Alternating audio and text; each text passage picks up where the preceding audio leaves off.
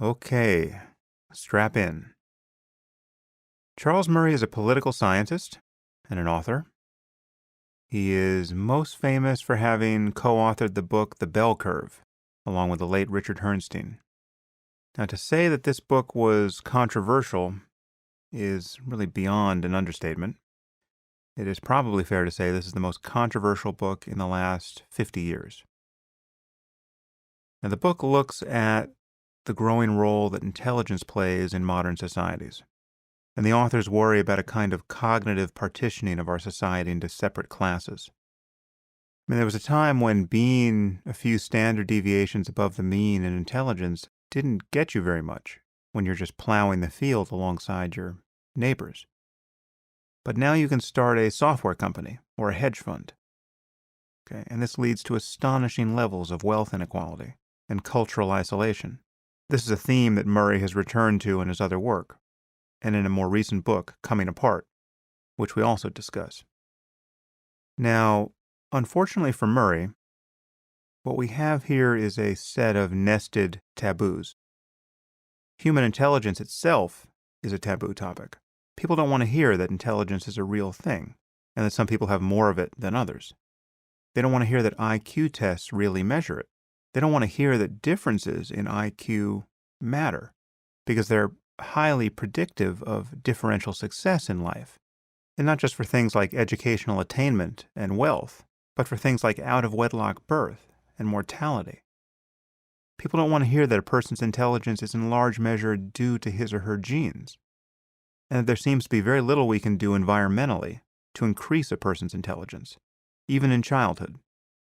It's not that the environment doesn't matter, but genes appear to be 50 to 80% of the story. People don't want to hear this.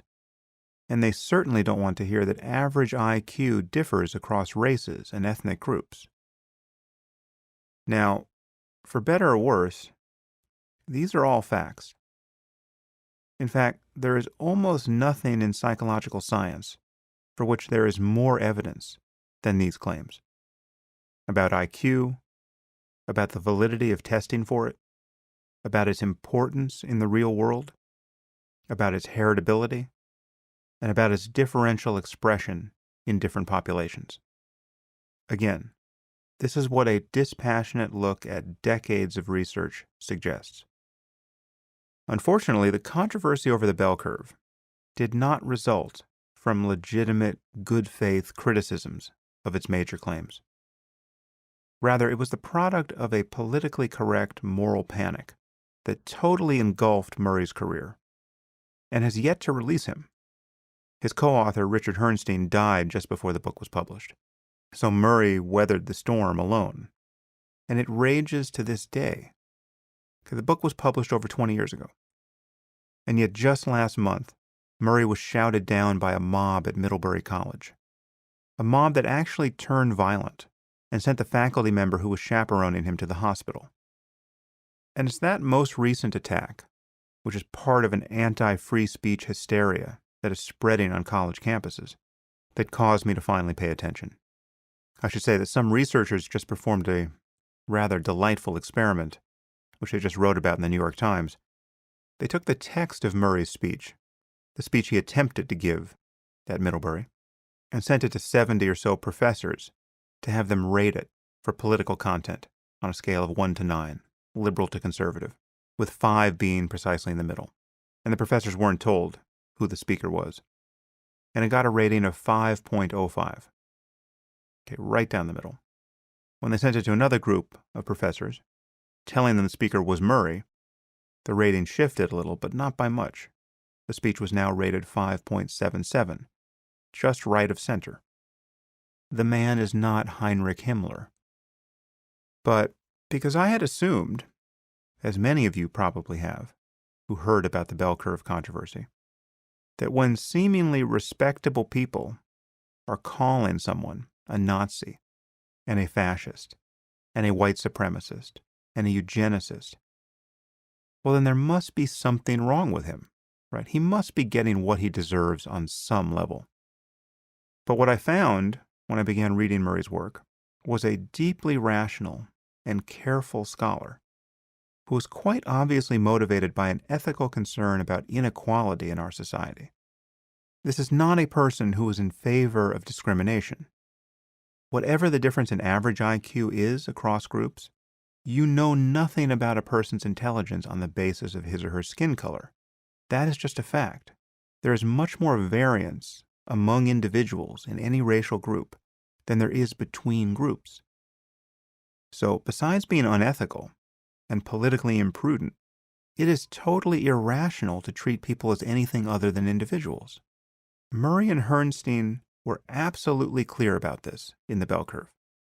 So, what happened to Murray, as far as I can tell, has had nothing to do with errors of scholarship, of which undoubtedly there must be some, or for the way he's conducted himself since, or for his personal motives for discussing these topics in the first place. Rather, his scapegoating has been entirely the result of his having merely discussed differences in human intelligence at all. Now, it's certainly true that the definitions of both intelligence and race are open for debate, to some degree. And there can be cultural influences in the concepts we use that we don't totally understand. But the efforts to invalidate the very notions of general intelligence and race have been wholly unconvincing from a psychometric and biological point of view, and are obviously motivated by a political discomfort in talking about these things. And I understand and share that discomfort, but any fair reading of Murray would acknowledge that he understands and shares it too. And one rarely encounters a fair reading of Murray. Whenever you see discussions of the bell curve, you can be sure that their authors felt themselves under immense pressure to dismiss it. And they wind up ignoring much of what Murray and Herrnstein actually wrote. And then they argue in very sloppy ways against the concept of general intelligence. And this sloppiness still has the effect of being defamatory. And I'll give you a sense of how insidious these attacks upon a person's reputation become. There are all the consequences that Murray knows about, obviously. The death threats, the hecklers, the disinvitations from speaking events. But then there are the things he can never know about. I mean, for instance, a couple of years ago, I was invited to write an essay for an academic journal. And I saw that one of the other contributors was Charles Murray. And at that point, I hadn't read his work, and I only knew about him, or thought I knew about him, by reputation. And my first thought was, why do I need to be in a journal alongside Charles Murray? I just had Ben Affleck call me a racist on television for my criticism of Islam. I was dealing with that blowback. And the last thing I needed, I thought, was to be publicly associated with Charles Murray. Now, Murray can have no idea how many times people have shunned him in that way, nor do I have any idea how much that's happened to me for the lies that have been spread about my work. Now, I'm sure there are many things that Murray and I disagree about that we did not explore in this podcast. He's far more convinced about the social benefits of religion than I am, for instance. But I had another agenda. At one point, I think I likened our conversation to visiting a nuclear power plant after an accident to assess the damage. And it did feel like this. Honestly, it felt like the intellectual equivalent of going into Fukushima with a Geiger counter to see just how hot things are. Not something I was ever planning to do. And I do remain skeptical about the wisdom of looking for cross-cultural or interracial differences in things like intelligence. I'm not sure what it gets you, apart from a lot of pain. So many of the topics I discussed in the podcast with Murray are not topics I would ordinarily think about, or recommend that you think about. But the purpose of the podcast was to set the record straight. Because I find the dishonesty and hypocrisy and moral cowardice of Murray's critics shocking. And the fact that I was taken in by this defamation of him and effectively became part of a silent mob that was just watching what amounted to a modern witch burning, that was intolerable to me. So it is with real pleasure and some trepidation that I bring you a very controversial conversation on points about which there is virtually no scientific controversy. And it's with a man who could not have been a more genial and well-spoken guest. Meet Charles Murray. I am here with Charles Murray. Charles, thanks for coming on the podcast. It's my pleasure. So I first heard of you, as many people did, when you published your book, The Bell Curve, in 1994, I believe. And this is along with your co-author, Richard Herrnstein. And this was without question one of the most controversial books in living memory. It focused on IQ and the differences in mean IQ between groups of people. And it was just treated like, say, radioactive communication. And like most people who first heard of you at that point, I didn't actually read the book. And I just assumed that where there was smoke, certainly that much smoke, there had to be at least some fire. And I just assumed that you had said something in those pages that was so intellectually or morally indefensible that that explained the backlash against you. And this is a backlash that continues to this day, and we'll talk about that.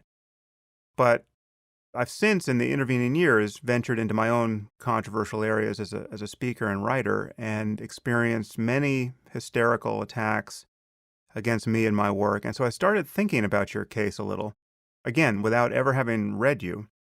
And I began to suspect that you were one of the canaries in the coal mine that I never recognized as such. And seeing your recent treatment at Middlebury, which many of our listeners will have heard about, where you were prevented from speaking and your host was physically attacked, I now believe that you are perhaps the intellectual who was treated most unfairly in my lifetime. And it's just an amazing thing to be so slow to realize that. And at first, I'd just like to apologize to you for having been so lazy and having been taken in to the degree that I was by the rumors and lies that have surrounded your work for the last 20 years. And so I want to thank you doubly for coming on the podcast to talk about these things. Well, that's very kind of you to say, but I'm curious. Have you looked at the bell curve? Yes. Now Okay. I'm deep into your work. So I know what you wrote there, and I know what I think about it, and I'm eager to talk about it. Me too. There's an aphorism from Nietzsche that I think will apply to this conversation, or at least I fear it will apply. And it's something like, when you force someone to change his opinion about you, he holds the effort this requires very much against you. And I think many of our listeners will be ill-disposed to change their opinion about you and your work. But I'm determined to ram past that resistance insofar as that's possible. Well, could I just make a request of your listeners who really do resist that? I don't ask you to read the whole book, The Bell Curve, but it's not that much money on Kindle, and there's got to be somewhere on the internet. There's got to be chunks of the text. Just read a few pages of the thing. This is not a hysterical.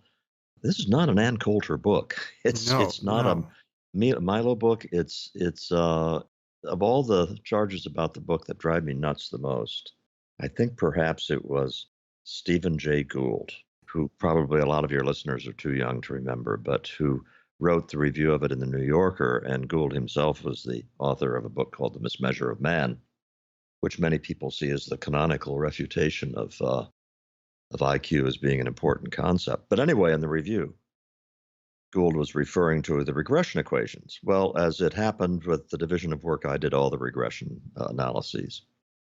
And I was reading the review, and Gould made a little parenthetical remark, I bet they only did them once. And I threw the book against the wall. I literally, my wife was in the room, and I took it and I just threw it.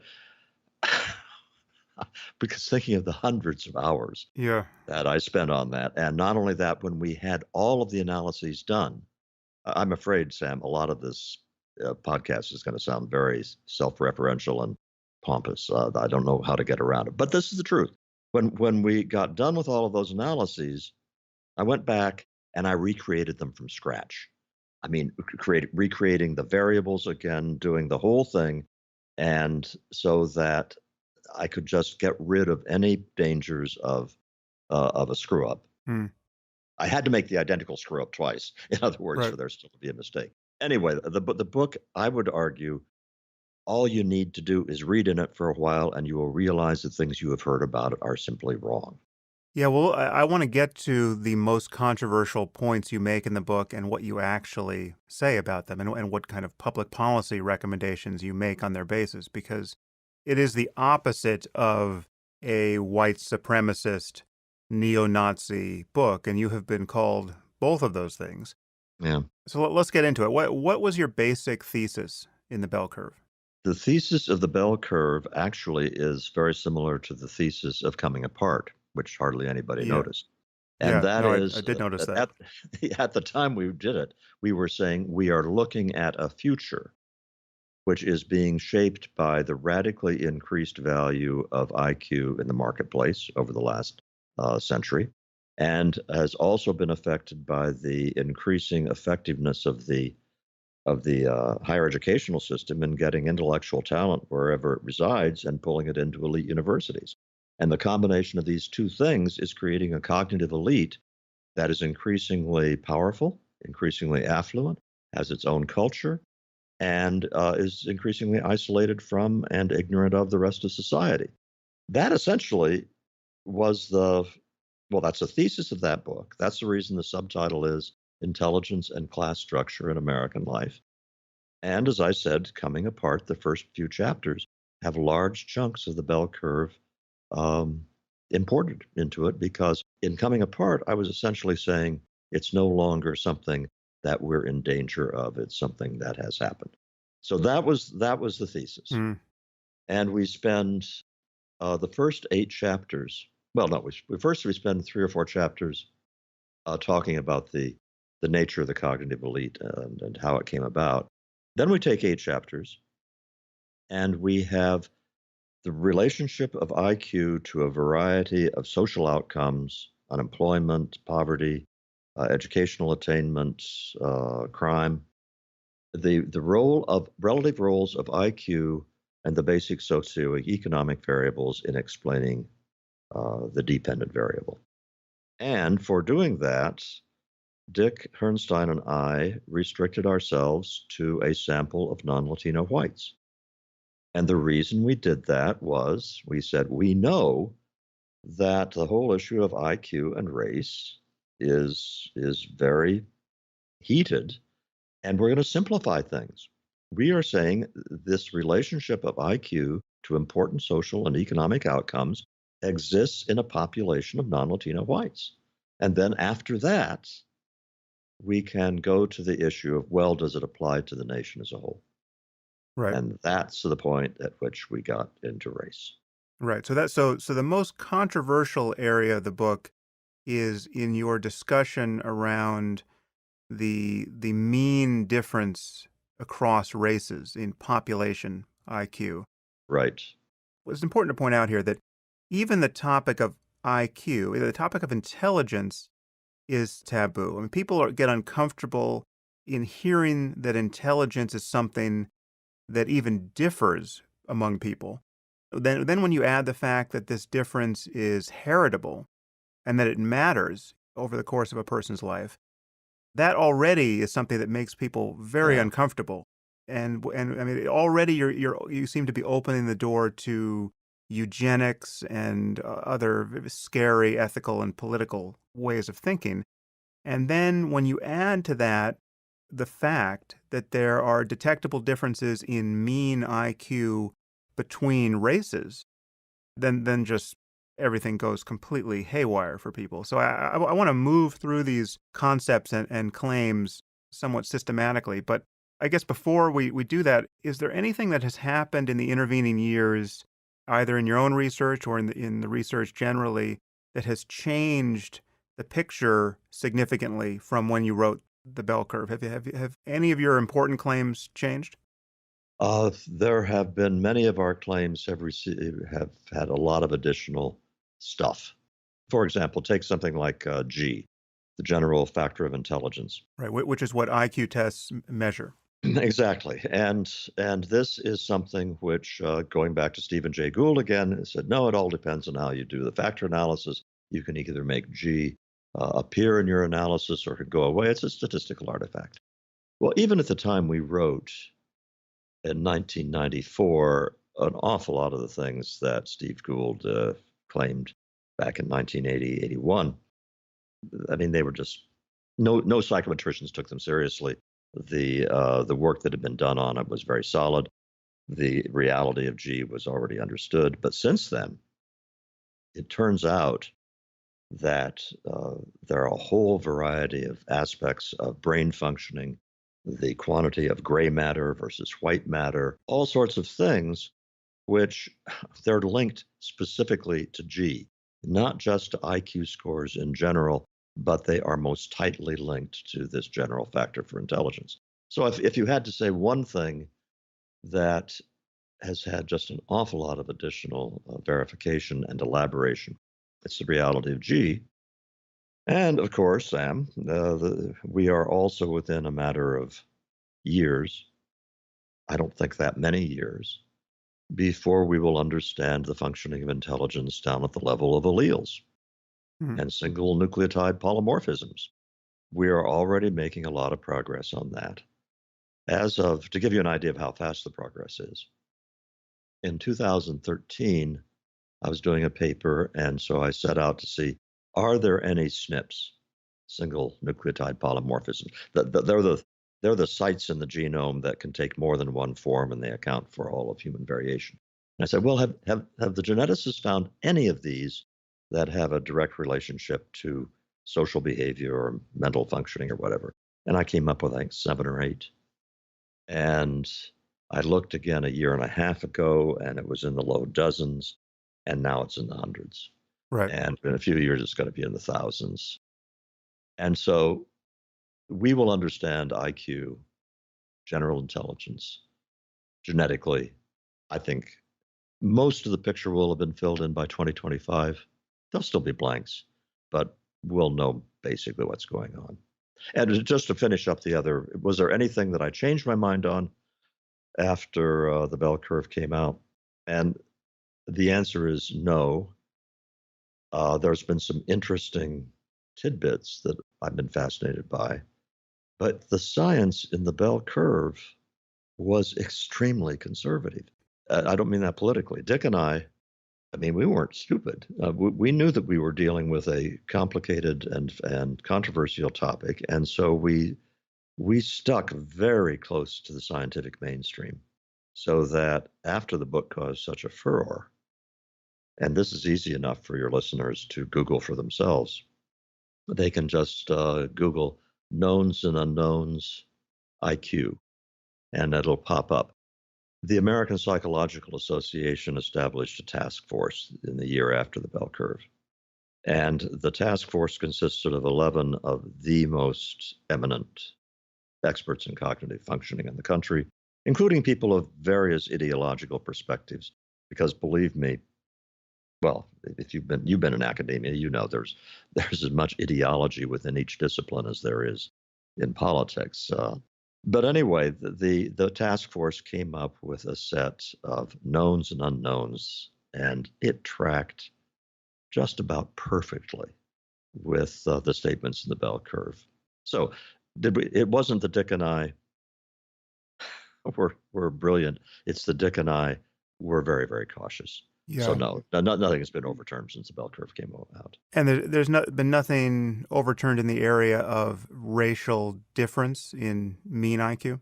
Oh, before I answer that question, I just thought of the sweetest vindication of the bell curve, so I better mention Mhm. that. There was a whole cottage industry of books in the year after the bell curve came out attacking the book.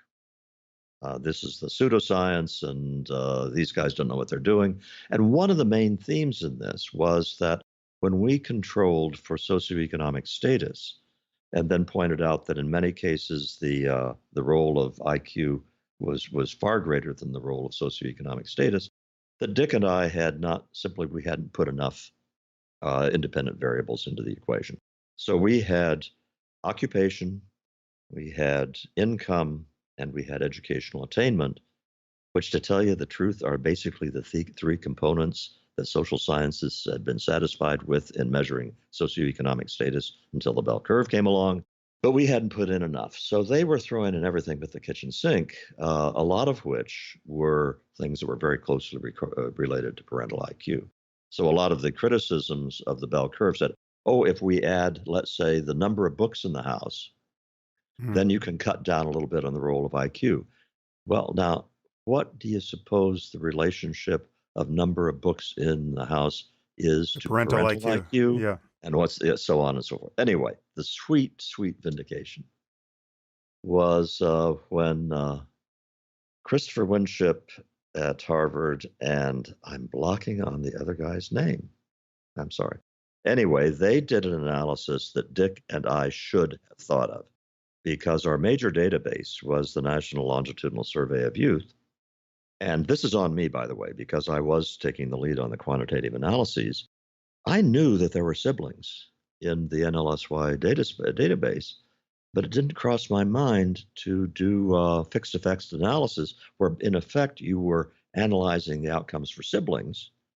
And if you do that, you can control for everything in the shared home environment, Mhm. just about everything. So you can do much more than add in one or two more independent variables.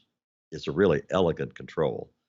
And the analysis was done, and the authors were not happy about it. But listen, I don't want to diss them because they were honest, and they did point out that in fact that when you use the sibling analysis, that the independent role of IQ that Dick and I claimed was not attenuated more than fractionally, and in fact they said explicitly they were surprised that it had not been, and in effect all of our analyses about the independent effect of IQ on social outcomes had a very powerful vindication. So I had to get that in. Wait, all right. Now you asked about racial differences. Yep. Well, Dick and I considered the possibility of just leaving race out. And we decided that it was just the elephant in the corner and we couldn't do it. But we also could not talk about the national implications of our analysis of whites only unless we grappled with the questions: does an IQ test or an SAT test or any of these others, does it measure the same thing in blacks that it does in whites? Is it as predictively valid? Is it contaminated by cultural bias? Is it contaminated by lack of motivation, or a stereotype threat is something that came up after the bell curve, but now people would say stereotype threat is at work. We had to deal with that. We had to present the story of IQ tests as applied to African Americans and other minorities, and make the case that actually the tests measure the same thing in various populations. So we set out to do so. And we tried to work into the topic sequentially. The first simplest thing being, are the test scores different for whatever reasons? And the answers for that are yes. They are, for blacks and whites, there's about a standard deviation is the usual size of the difference.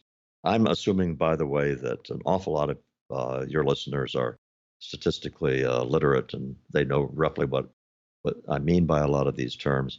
But just to put it in more traditional terms, if you are one standard deviation below the mean, that means you're at the 16th percentile.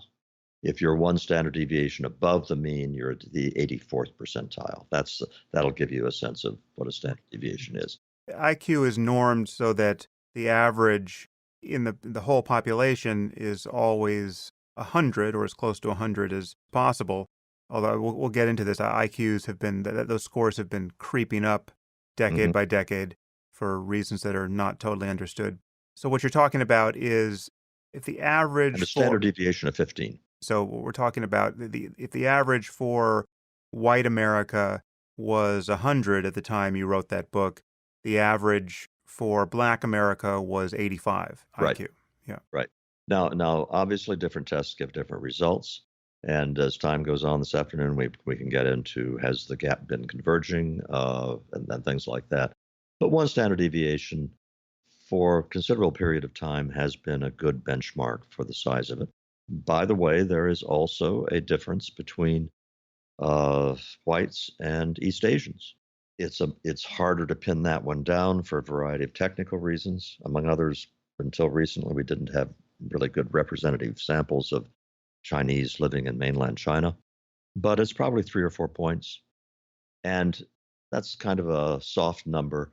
But clearer statement about differences with whites and East Asians is that East Asians have elevated visual spatial IQ. Right. And with Latinos, which of course is not a racial group, it's an ethnic group that's all over the lot. But there you're looking at on the order of the low 90s as a mean for those in the United States. So Right. first we do simply the numbers on the differences exist. Well, I think I should clarify a few things. So the disparity with East Asians is in the favor of the East Asians now, so that Right. they're higher in visual spatial Yeah. reasoning. So I feel like I should give a little context here just for on the general concept of IQ and what it purports to measure, general intelligence.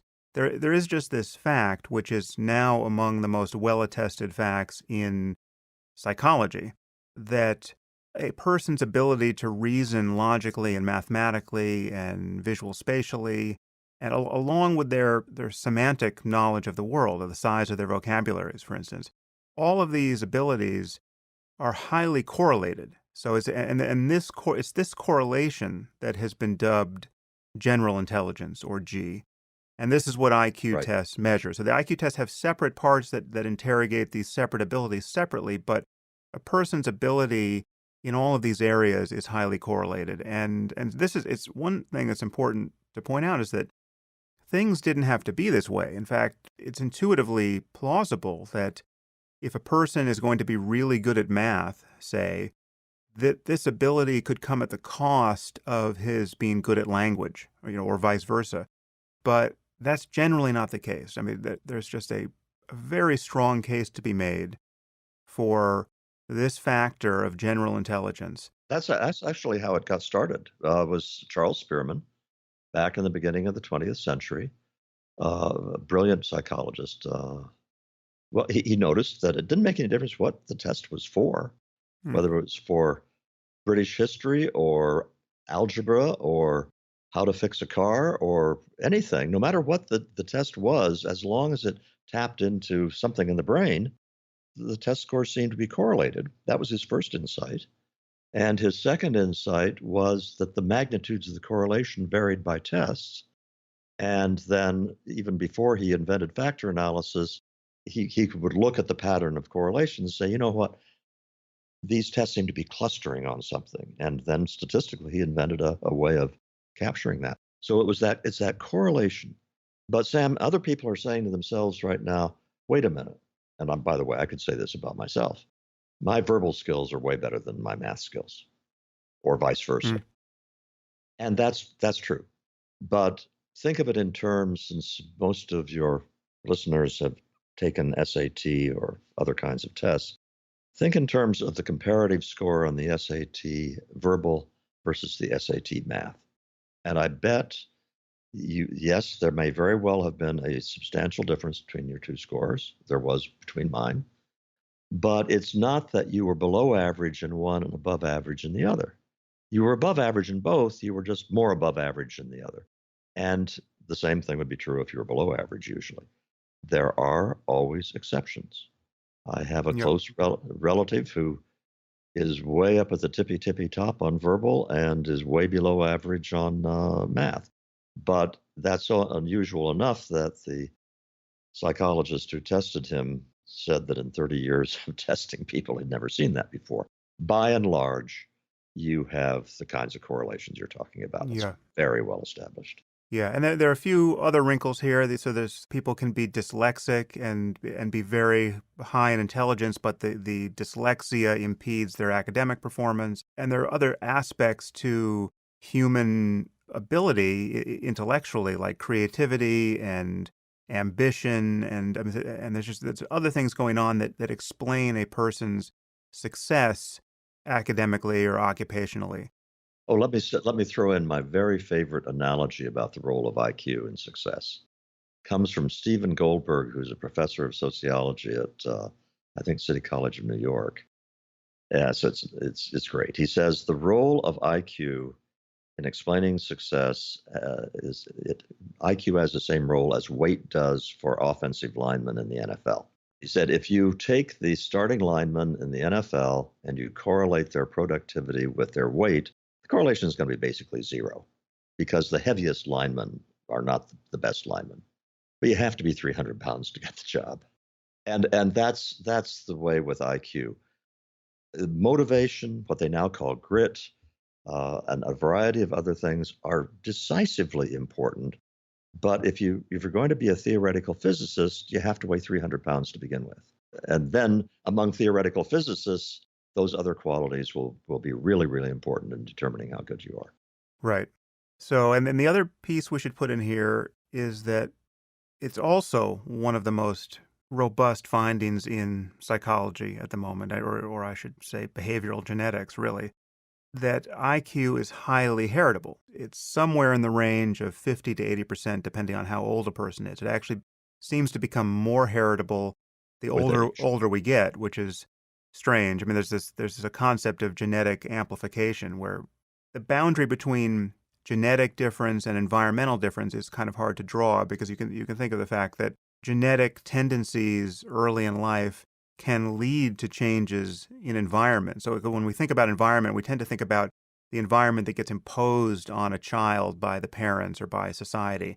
But you also have to think about the things children choose to do with their lives and then increasingly do as adults. So if you become obsessed with computers and then go get a job at Google, well, then your environment has been shaped by what you have paid attention to, and what you have paid attention to and your aptitudes, the underlying aptitudes that caused you to do that were to a very significant degree, it seems at least 50% dictated by the genes you inherited from your parents. Yeah, all of that is true. And it is also true that we are a long way from disentangling all of this.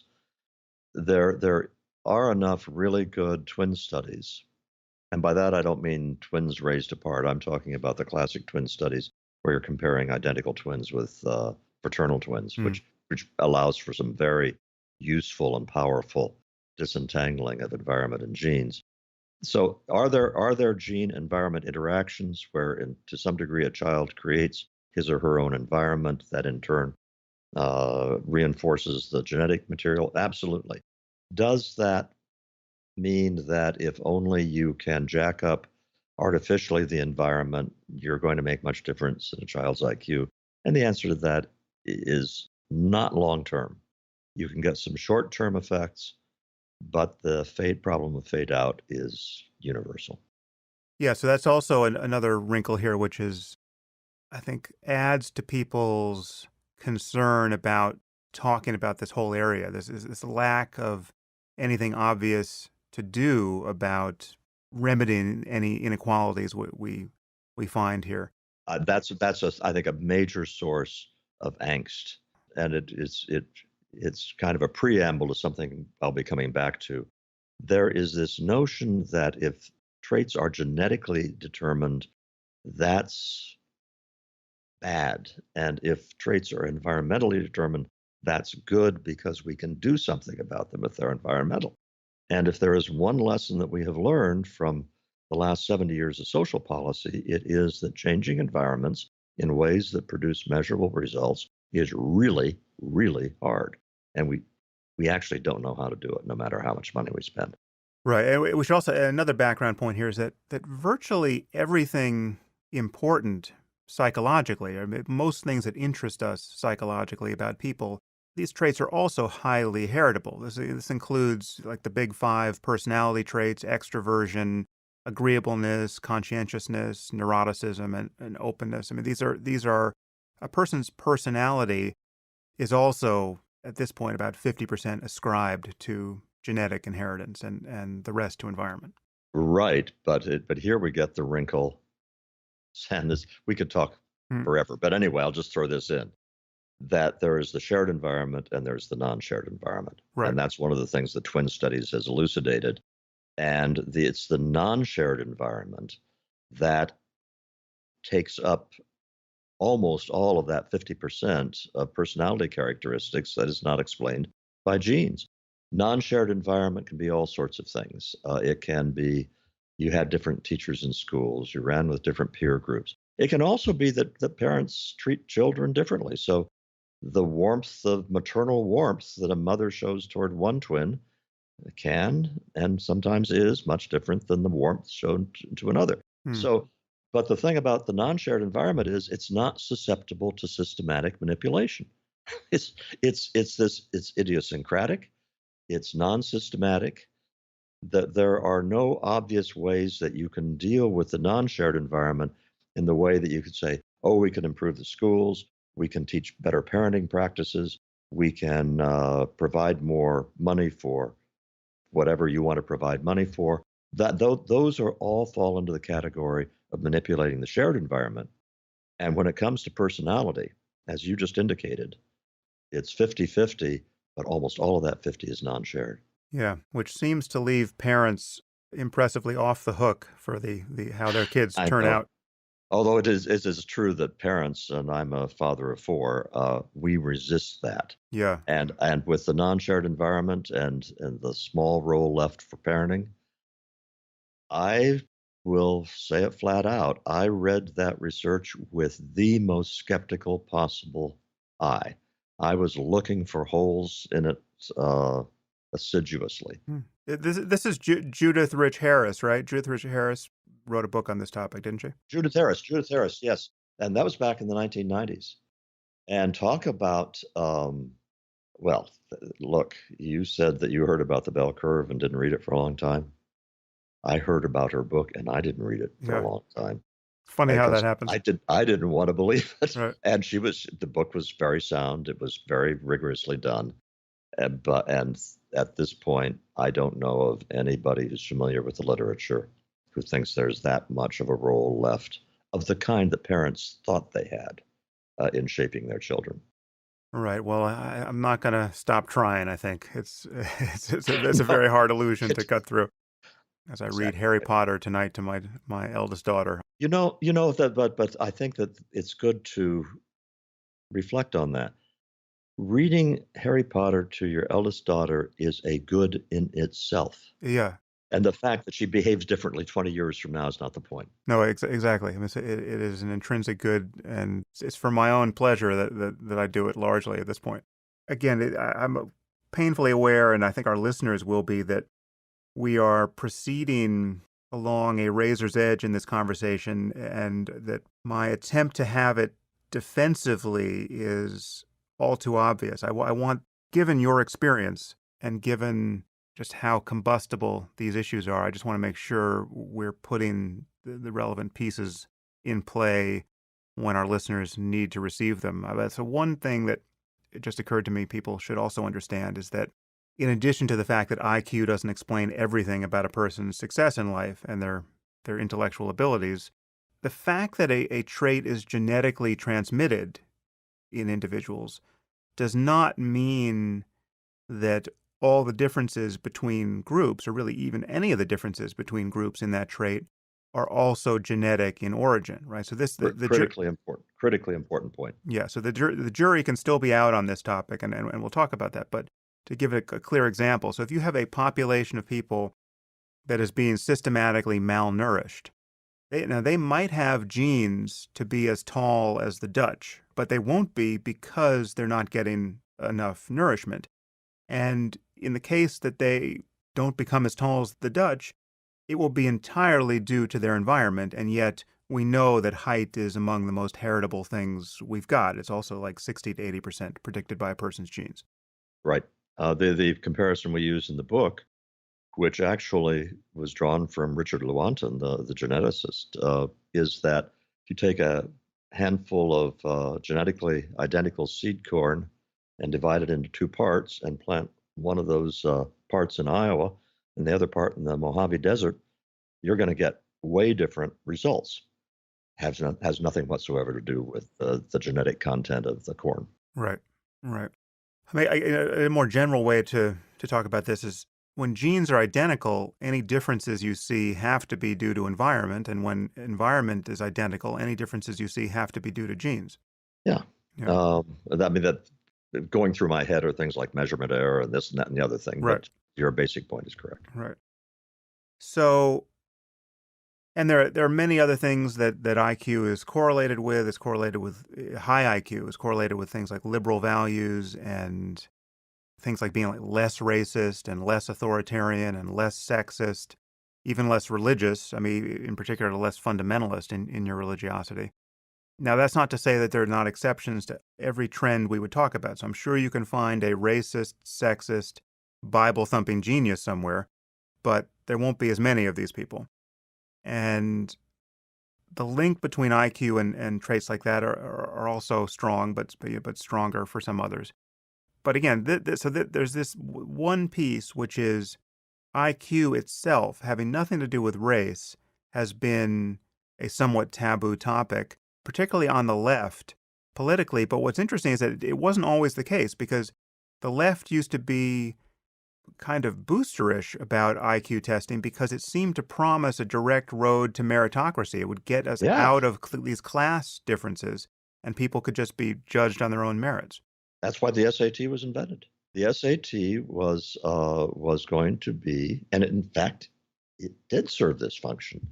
It would be a way for kids who did not go to Groton and Exeter and the rest of it to get a chance to show how smart they were, and they could be brought into the colleges and Harvard in particular, and its Conant, its president back in the 1940s, were very hot on using tests for precisely that purpose.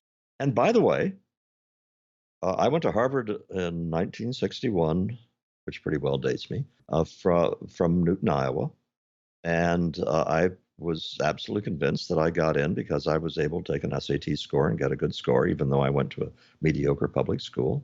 Sorry about that, Newton High School. Uh, and and in that sense, the enthusiasm for IQ is appropriate insofar as it's a good way to identify intellectual talent. But at this point, Sam, it's almost as if we are in the opposite position of conventional wisdom versus elite wisdom that we were, say, when Columbus was going to sail to America. When Columbus was going to sail to America, it is true that an awful lot of the ordinary people still thought that the earth was flat. But among the elites, it was understood that the earth is round. Well, now it is ordinary people are perfectly comfortable with the idea that some people are smarter than others. They're perfectly comfortable that what we call smart gets you kinds of jobs that you can't get otherwise, all that kind of stuff. Mm. It's the elites who are under the impression that, oh, IQ tests only measure what IQ tests measure, and nobody really is able to define intelligence, and this and that. They're culturally biased, on and on and on and on. And all of these things are the equivalent of saying the earth is flat. These are not opinions that you can hold in contest with the scientific literature any more than you can be an Aristotelian physicist in contradistinction to a Newtonian physicist. This stuff is not subject to debate anymore. Yeah. But the elite wisdom now in colleges is, and a lot of your listeners are saying that what I'm saying is pseudoscience. It's very frustrating. Yeah, you just referenced two things which I think are widely believed, which are certainly known to be false, and were known to be false at the time you wrote your book, again, more than 20 years ago. And the first claim is that IQ tests simply measure people's ability to take IQ tests. Yeah. That is a shibboleth that is rattling around the brains of certainly many of our listeners. No one in touch with the literature has thought that was true for a generation. And then there's the idea that these tests are well known to be culturally biased, so that you just cannot get valid data on certain groups, and this is something we've never been able to overcome. That also is not the current opinion of psychometricians anywhere. Is that correct? Yeah, and let me describe a little bit why we know those two things. In terms of why we know that IQ tests measure something other than the ability to take IQ tests, it's a matter of predictive validity. And predictive validity means that if you take a population who have IQ scores, and then you take their history on a variety of things of interest, such as income or job productivity or the rest of it, the IQ scores predict this outcome. So they predict income in terms of employment decisions for job productivity. You are better off if you're an employer and you have only one datum that you can get. You can't you can't have two. You are better off knowing an IQ score than you are having a personal interview, having grades, having degrees, or anything else. The single most informative thing you can have is an IQ score. This is not the result of a one or two studies. The predictive validity of IQ tests has been established over and over. Cultural bias, you basically have a couple of ways to test for cultural bias. One of them is there a racial difference in the predictive validity of the tests? So let's say that the SAT were culturally biased. What that says is the SAT doesn't capture this thing called academic ability to succeed in college as well for blacks as it does for whites, or it could just systematically underestimate the ability of blacks relative to whites. And what then will be the result? The result will be that if you let people in who have the lower IQ scores or the lower SAT scores, they'll actually do better than the test score predicted. The test will have underpredicted their performance. That has been tested with an extensive literature. There is absolutely no evidence whatsoever that test scores, whether IQ tests or SAT, underpredict black performance. There is some evidence that they may overpredict black performance, but that raises a whole different set of issues and problematic issues. But the tests are not biased against blacks in terms of predictive validity. The way that most people think about cultural bias, though, is in items that a white upper middle class kid is more likely to know the answer to than a black inner city kid. And the poster child for this was an SAT item that used analogies, and it in one of them involved the word regatta as part of the answer. And of course, people dumped on that, saying, "Look, who's going to know what regatta means?" Well, there's a very direct way that you can deal with that. You can do item analysis of the tests so that you can, for example, have people simply inspect the items and rate them according to their cultural loading. That would be one approach. And then you can extract those items and see whether test scores converge. Or you can see whether the items that are culturally loaded are harder for black students to answer than they are for white students. And the answer to those questions is no, that the ordering of difficulty of items is the same across races. And that when you have tests that are empty of any cultural loading at all, that it is not that the black-white difference diminishes. It doesn't. Sometimes it gets greater because this is a more complicated statement. There's more complicated literature. But there is some evidence that the culturally loaded items are ones that minority groups do better on than the purely abstract ones. So in other words, when you say the tests are culturally biased, you are not forced to sort of sit back and stare at the ceiling and decide whether they are on the basis of your intuition. There are very systematic ways to interrogate the quality of the tests with regard to this, and modern tests pass with flying colors. Now we're getting closer to the rods at the core of the reactor here. Let's talk about the concept of race. It's also widely believed that race is not a valid biological concept. It's a social construct. There are many ways to see this is untrue, but there's a kernel of truth here, which is that it's a biological concept, but it is a blurry one. I mean, it is similar to the way, races can be thought of as analogous to families. In fact, some people have said that a race is essentially just a very large family that is partly inbred. But you can see family resemblance in the races. I mean, it's not an accident that you can generally predict where a person's ancestors came from by just simply looking at his face, right? I mean, there are phenotypic differences between people that have genetic underpinnings, and it's not merely just skin deep. I mean, there are genetic diseases that various racial groups have or are more prone to. Tay-Sachs, sickle cell anemia, and this is just straight biology. And Right. because different racial groups differ genetically to any degree, and because most of what we care about in ourselves, intelligence included, because most of what we care about in ourselves also it has some genetic underpinnings. For many of these traits, we're talking about something like 50%. It would be very, very surprising if everything we cared about was tuned to the exact same population average in every racial group. I mean, there's just virtually no way that's going to be true. So, based purely on biological consideration, we should expect that for any variable, there will be differences in the average, its average level Mm. across racial groups that differ genetically to some degree. There's a branch point here in the conversation, which is that one thing that has changed dramatically since the time that Dick and I were working on the bell curve, we published it in 94, which meant we were basically writing it from 1990 up to 94.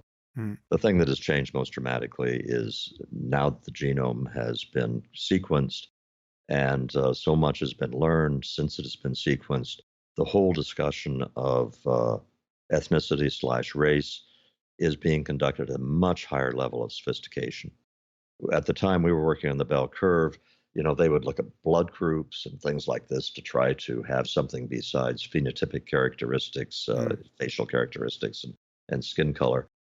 Now, the well, the ability of the geneticist to simply look at variation over a million SNPs across populations and do really fascinating cluster Yeah, analyses of these polygenetic populations. analysis. Yeah. Just the whole conversation about the word populations is what the geneticists like to use now instead of race, and I don't blame them. And I'm happy talking about populations too.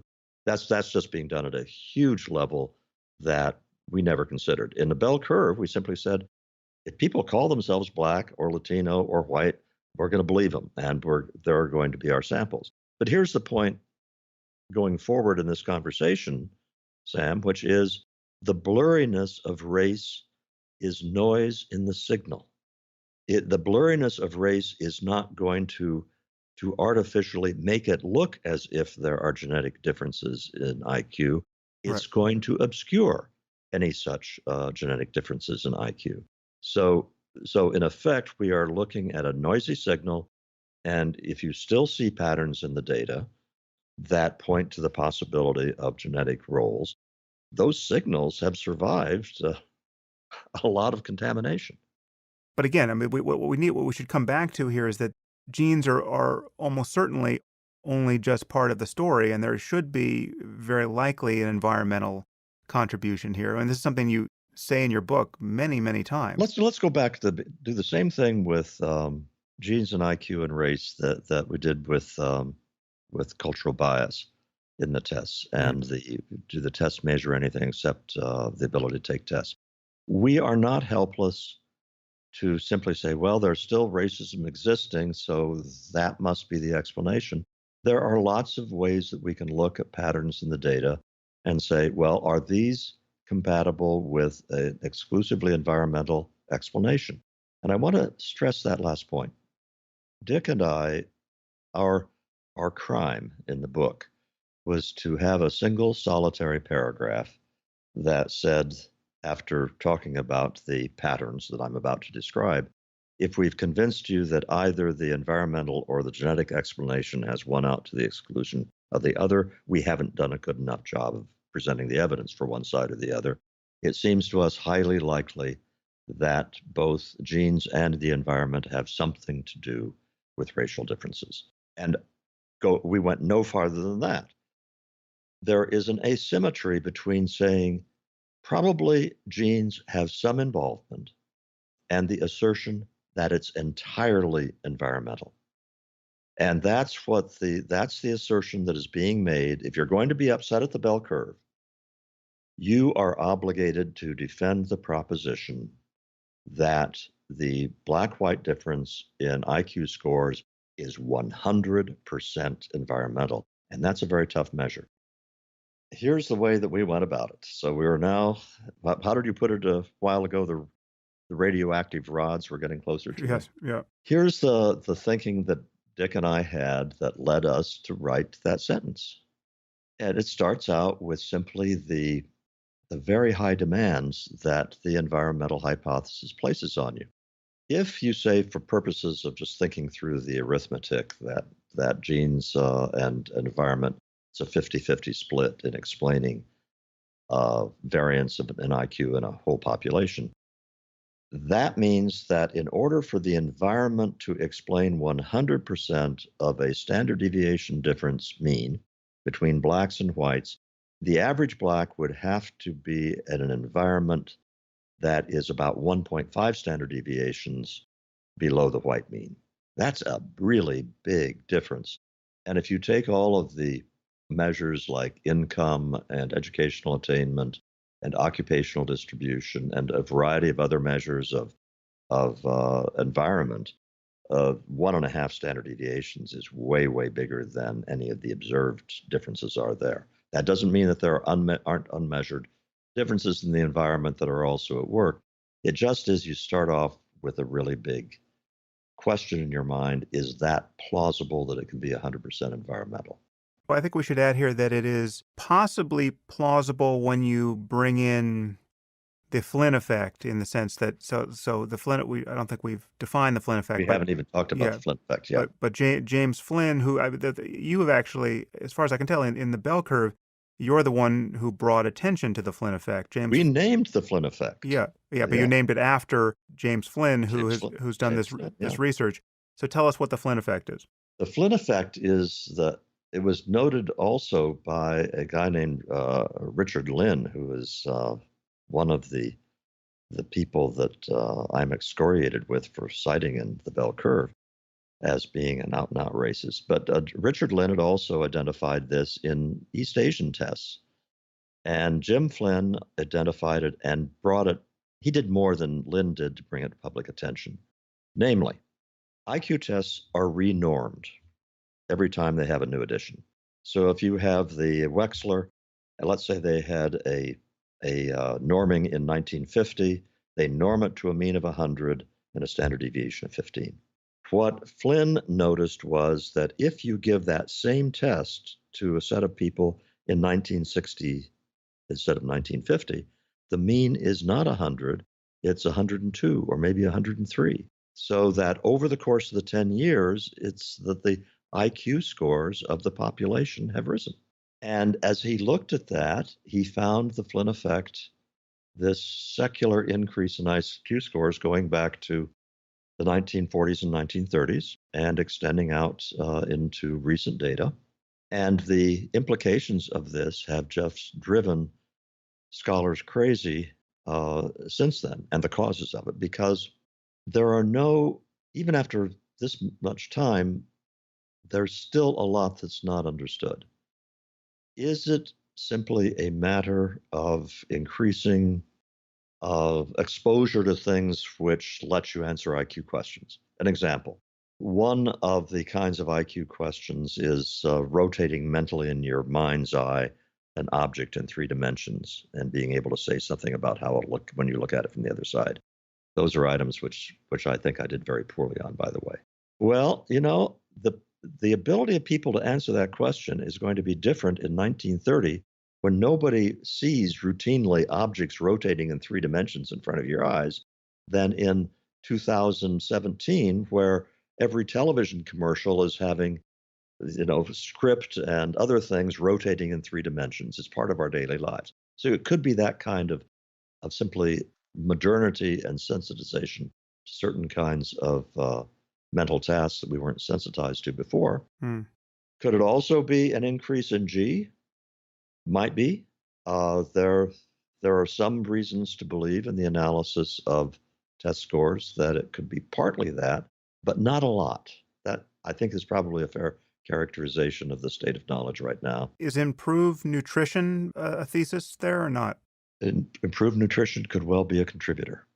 Improved nutrition does enhance IQ. Although you think you would hit the ceiling long before the better part of a century because Yeah, yeah. nutrition is probably where it needs to be now. And there's also, by the way, there has been direct analysis of the nature of we're talking very complicated statistics at this point, but the nature of the difference between blacks and whites in IQ scores and the subtests, and the nature of the Flynn effect as analyzed by subtests.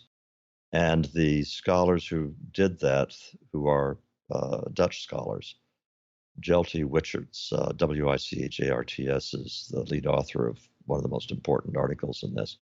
Their conclusion is that the nature of the Flynn effect is pretty much divorced from the nature of the black-white difference. But the Flynn effect itself is a fascinating phenomenon, and it's a reminder that we don't know everything there is to know about all this stuff. Right. Well, that's interesting because I have here a quote from Flynn. I don't know when he wrote this or said this, but he says, quote, "An environmental explanation of the racial IQ gap need only posit this, that the average environment for blacks in 1995 matches the quality of the average environment for whites in 1945. I do not find that implausible." End quote. So what you just said seems to close the door to that interpretation of the black-white gap.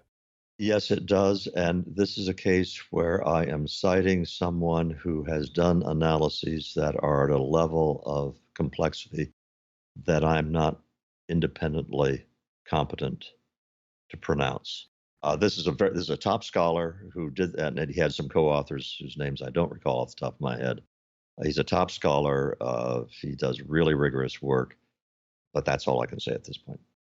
So I want to just now drive to the ethical and political punchline, which is a point you emphasize in your book really as scrupulously as you could, and it did not spare you all of the pain that you subsequently suffered, and perhaps it won't spare us the pain for having this conversation, but this really is the takeaway message, and again, it's the message you took away more than 20 years ago, which is whatever their origin, mean IQ differences are not all we care about. And so we care about ethics and politics, and we want societies that maximize human well-being. And for this, we need political equality. And to have political equality, you have to treat people as individuals. It's ethically and it's politically prudent to do this. And here's a crucial point. It's also rational to do this because the differences between groups are not so large that there isn't a substantial overlap between them for every trait we care about. And given that the variance between individuals will be much higher than the variance between groups, again, for any trait we care about, but especially what we're talking now about intelligence, it would actually be irrational to read much into group differences. So the truth is, I learn nothing about a person's intelligence simply by being told that he's black or white or Asian.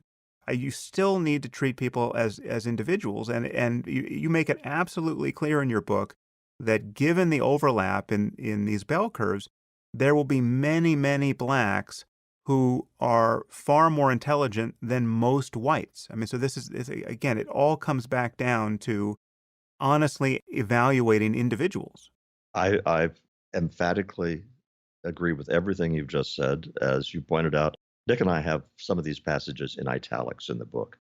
One of them we have not stressed enough is that there's much more variation within groups than there is between. I mean, the separation is much, much greater within groups than it is between groups, so that the overlap is very large. But think of it in terms of being an employer. And you're trying to hire, you need a really smart guy for a job, and Barack Obama walks in to the interview. Okay, he's black. If you then make inferences about how smart he is based on his membership in an ethnic group, you are going to be making a huge mistake. And the same thing is true for not just employers. It's true for admitting people to schools. It is true for all of our interactions with other people. We do not know whether they are people who we would like to hang out with. We don't know how smart they are. We don't know how much integrity they have by looking at them and assigning them a group membership. Whether, by the way, it's not just race, but it's also sex and it's sexual orientation and its ethnicity of a much more detailed form. Any group you want to name, you don't know on the Yeah. basis of group means what you're dealing with. It is virtually impossible to make that point stick. Again, you made that point with absolute clarity in the book. I mean, I just read the most controversial sections of the book, last night just to assure myself of this. And you make that point repeatedly. But I mean, to give people a taste of the reaction you got to this book, the sociologist Stephen Rosenthal called the book, quote, a vehicle of Nazi propaganda wrapped in a cover of pseudoscientific respectability, an academic version of Adolf Hitler's Mein Kampf. Right? I mean, this was the tenor of the response, even among intellectuals and academics who were reviewing the book. Yep. When we wrote the chapter, we spent a lot of time in this chapter with trying to get it right, not just in the technical details, but also in the language.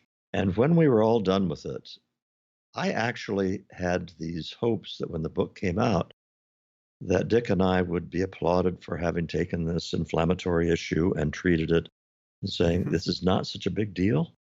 This is nothing to get excited about, but it's something that it's better to look at than for people to have these way exaggerated notions of what might be going on.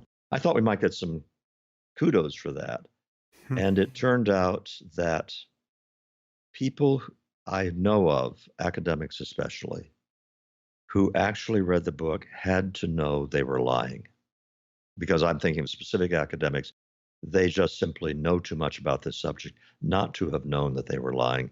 And they lied without any apparent shadow of guilt because I guess in their own minds, they were doing the Lord's work.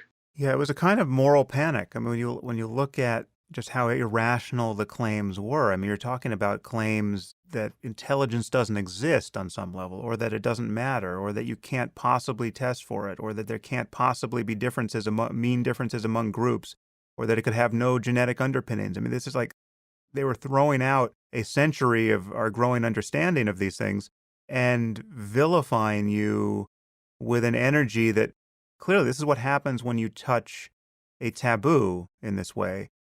I guess that one thing that must be occurring to our listeners now, and this is my misgiving about having this conversation and going into this area at all, is the question is, why talk about any of this? Why seek data on racial difference at all? What is the purpose of doing this? Because we now have social policy embedded in employment policy, in academic policy, which is based on the premise that everybody's equal above the neck. All groups are equal above the neck, whether it's men and women or whether it's ethnicities. And when you have that embedded into law, you have a variety of bad things happen. Let's go back to the employer who sees Barack Obama walk into the office for a job interview. And I'm saying for him to treat Barack Obama as the member of a group as opposed to the man sitting across the desk is idiotic, as well as being immoral. Hmm. Of what social policy is doing in an employer's mind when it is a black candidate walking into that office is all sorts of things that are raising the cost of hiring that person, that employer, raising the cost in terms of vulnerability to discrimination lawsuits, vulnerability to a variety of other regulatory penalties, because all at once that person cannot be evaluated on that person's merits and the decision made solely on those merits without incurring risks. Because if you treat all of your employees really equally, if you fire them for exactly the same reasons or refuse to promote them for exactly the same reasons. But those reasons, as all such reasons, don't lend themselves to ironclad proof. You're having to take a chance. But let me give you, there's a whole bunch of other reasons. And now I want to expand it beyond ethnic differences to gender differences. There's a strong argument to be made that my colleague at AEI, Christina Hoff Sommers, has made that education in recent years has been taken over by essentially an elite wisdom which has feminized education and changed K 12 education in ways which boys don't thrive in and girls do. And the answer to that is not to go back into an old form of education which was based on how boys learn. Rather, it's important to recognize differences between men and women, boys and girls that exist to do a good job of educating them. Throughout the way that we conduct our economic and educational lives and a lot of other institutions, the equality premise that all groups of people only have differences in outcomes because of racism or sexism or inappropriate institutions, that assumption has created huge harm. But to take the flip side of that, whether you acknowledge it now or just in the past, at one point there was a place for affirmative action and other coarse attempts to promote diversity. Do you think that was a mistake from the beginning, or do you think it's a mistake now, or what? Or how do you think about overcoming the challenge of lack of diversity and the kind of the attendant stratification of society there?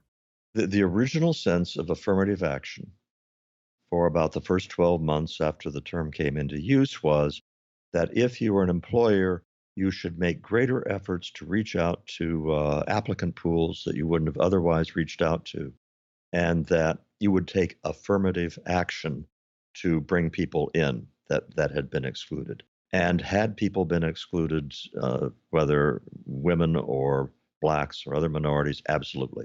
Was there a need for affirmative action to remedy that? Yes, there was. But at the same time that you did that, and you needed to do this on the basis of what's good for the people you're trying to help, it needed to be one which did not put people into places where they were set up to fail. The One of the great scandals that nobody talks about in elite schools is the dropout rates of their minority students. All of the kids who get into MIT, and by the way, I know about dropout rates some years ago for MIT. I don't know recent ones. Hmm. But I know that there was a time at which the dropout rate among black students at MIT was about 24%. Now, to get into MIT, you are going to be in the top 1 or 2, 3% of mathematical ability. Maybe let's say everybody's within the top 5%. You're going to be very smart in math. But if you are let in, and let's say you're at the 4th percentile in math ability, and you are in engineering classes with your fellow students at MIT, the rest of the students in that class are in the top 1/10 of 1%, sometimes in the top 1/100th of the top percent. And in that kind of setting, you are the dumbest kid in the class.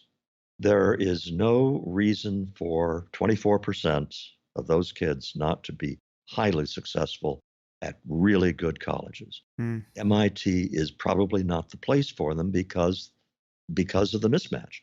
So I feel like some of the numbers came out wrong there. I just want to Oh, make sure I'm tracking what you're saying. So you're all the saying that, black kids are really smart.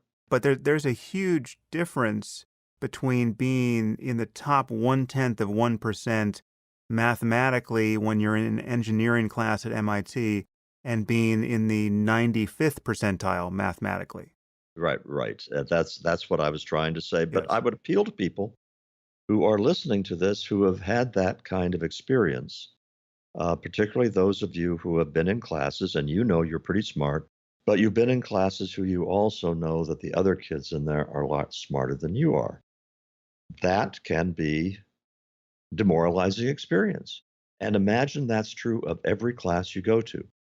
By the way, there is a literature that has gone both ways on this issue. And for the first time this afternoon, I will say I am on one side of a contested literature where Mm, there are data that can be cited by both sides.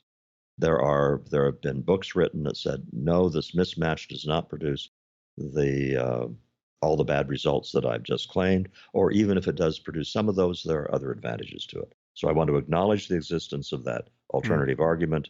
Just to come back to my original question here, so the reason why I wanted to have this conversation with you about race and IQ and about the bell curve is I perceive a huge intellectual and moral injustice with respect to how you were treated on this topic, because everything you have said about it has been as judicious and as clear headed ethically as I would hope it would be. And you were treated like, I mean, you got to attend your own witch burning and have for the last 20 years. So that's why I'm kind of wading into this morass with you, but I'm still conflicted over this issue of why study this topic at all, because it's very easy to see that why anyone would assume that if you're looking in an area that is producing invidious comparisons between races, and you're continuing to look in that area and continuing to be interested in that area, your interest must be motivated to some degree by a kind of morbid and quasi-racist curiosity in just sort of kind of shoring up a notion of difference between white and black in this case. And needless to say, I'm sure we can find, white supremacist organizations who absolutely love the fact that the bell curve was published and just admonish their members to read it at the first opportunity. Why look at this? How does this help society for us to be getting more information about racial difference? If you go back to some of my earliest published stuff uh, on affirmative action, you can go back to 1984 when I did an article for the New Republic in which I was talking about the mismatch problem. And a lot of that is how would I feel if I were a black kid my age going into college and everybody thought I was there because I was an affirmative action kid? I would hate that. I would really hate it. How would I feel if on the job I knew that everybody assumed I got that job because of affirmative action? I would hate that. And I would try to do my best to prove them wrong, but I find that morally repugnant. Hmm. But a lot of it was I think a kind of empathy with what if I were me, but as in the same way in personality and intellect and everything else and ambitions, but what if I were black living in this world right now? And I'll tell you something else I went back to. When I got to Harvard in the fall of 1961, there were way fewer black students, undergraduates, than there are now, way fewer. But I will tell you, this was pre affirmative action, pre Civil Rights Act of 1964, for that matter. The kid from Newton, Iowa, every time he saw a black face at the student union or whatever, my instinctive reaction was, he's probably smarter than I am. And I made that assumption because I figured that the black kids are very likely to have had a tougher road to hoe than I had to get there. So I didn't think about that a lot. I wasn't Hmm. obsessed with it. It was just my natural reaction. And in subsequent years, by the early 1980s, I was thinking about that way of thinking about my fellow students and the way that I knew that things were going on in the university because I had enough faculty members and enough friends who had children in college to know what was going on. And I'm saying to myself, this is way worse. And for that matter, I had been tutoring on a volunteer basis in the early 80s, kids in the inner city, black kids in the inner city, in the what's called the Higher Achievement Program. The program is run by the Catholic Church. I'm not Catholic, but the program wasn't limited to Catholics. It took the smartest kids from the inner city public schools and had them do intensive tutoring a couple of times a week. And so I tutored those classes. And this was not touchy-feely tutoring. This is really high-paced stuff. And these were great kids. And they were They were coming in, they were attending, they were working hard, everything was going right. And one of the things that just stuck out was the degree to which all of these attempts at affirmative action in its new form were creating an atmosphere in which it made it harder for these kids to succeed, not easier. So I said a few minutes ago that when it comes to what I see as the harms done by social policy, that I am taking one side in an argument that is still legitimately contested. And all I can say is I am taking it on the basis not just of statistics in books, but personal experiences I have had where I think we are doing enormous harm to young people by making it harder to treat them as individuals. I think your goal, which is a goal that I share, is to find some way for us to get to a truly colorblind society. I don't consider myself well informed enough on this topic of the effects of social policy to know how we should be tuning the various knobs within reach at the moment to get there. But I am very convinced at this point that identity politics and maintaining this a fascination with a racial difference or really any subgroup difference is a dead end morally and politically for us.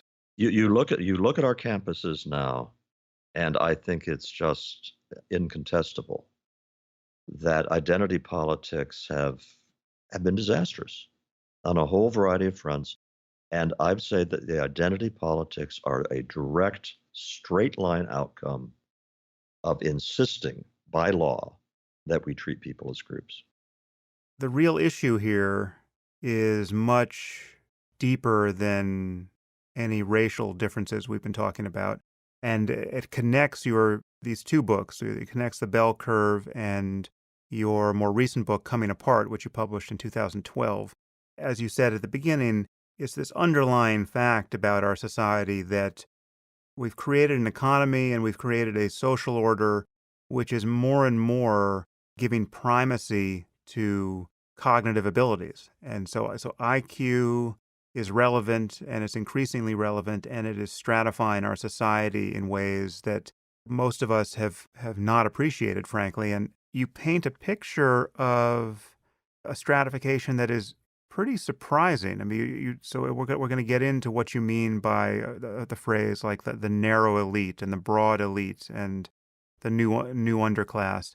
But just to set you up to describe your thesis here in your book Coming Apart, you essentially start with America as it was just prior to the assassination of JFK, and you paint a picture of a remarkably homogeneous society, at least in white America, and there's just religious and moral and aesthetic convergence. And while there's some level of wealth inequality, it was largely a classless society, and there was certainly a pretense of classlessness, where you have wealthy people who insist that they're just like every other American, and that's a primary value to seem like you're just like every other American, even if your wealth is isolating you to some degree. And then you trace through the next 50 years, where America gets fragmented into two classes that are not only different in terms of wealth, but different in terms of their values and even their epistemology, where you have people who have disproportionate influence in our society, whether economic and political and cultural.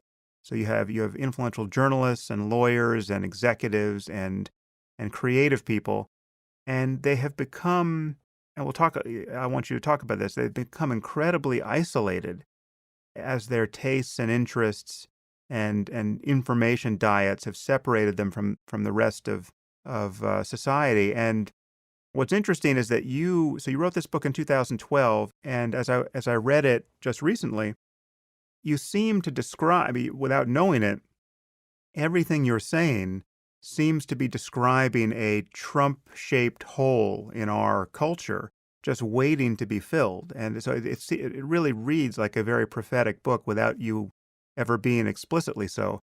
I'm just opening the door for you to explain your thesis and talk about the current stratification in our society as you see it. Yeah. And this was not because of people behaving badly. This process that led us to where we are was people behaving normally in the face of a couple of different large social forces. And the social forces were ones that I think we mentioned way earlier in the conversation.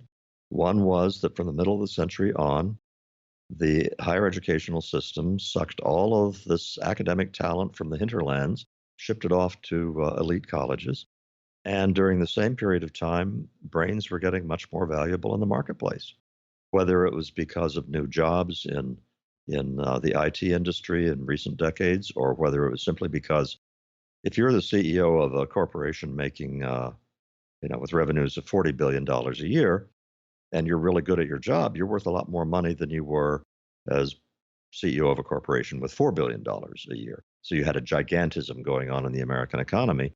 And you had a bunch of new opportunities opening up that, you know, things like these complicated multinational deals, which were pretty much unheard of in the middle of the century. Those are really complicated, and the lawyers who put those together have to be really, really smart, as well as being well trained lawyers. And they're worth commissions of millions of dollars if they can do that kind of thing. So, anyway, you had those two forces, and you had a few natural human impulses, such as you like to hang out with people who get your jokes. You like to marry people who get your jokes. You naturally want to gravitate, if you have the option, toward people who share your tastes and preferences. Earlier in our nation's history, the opportunities for doing that were fairly limited.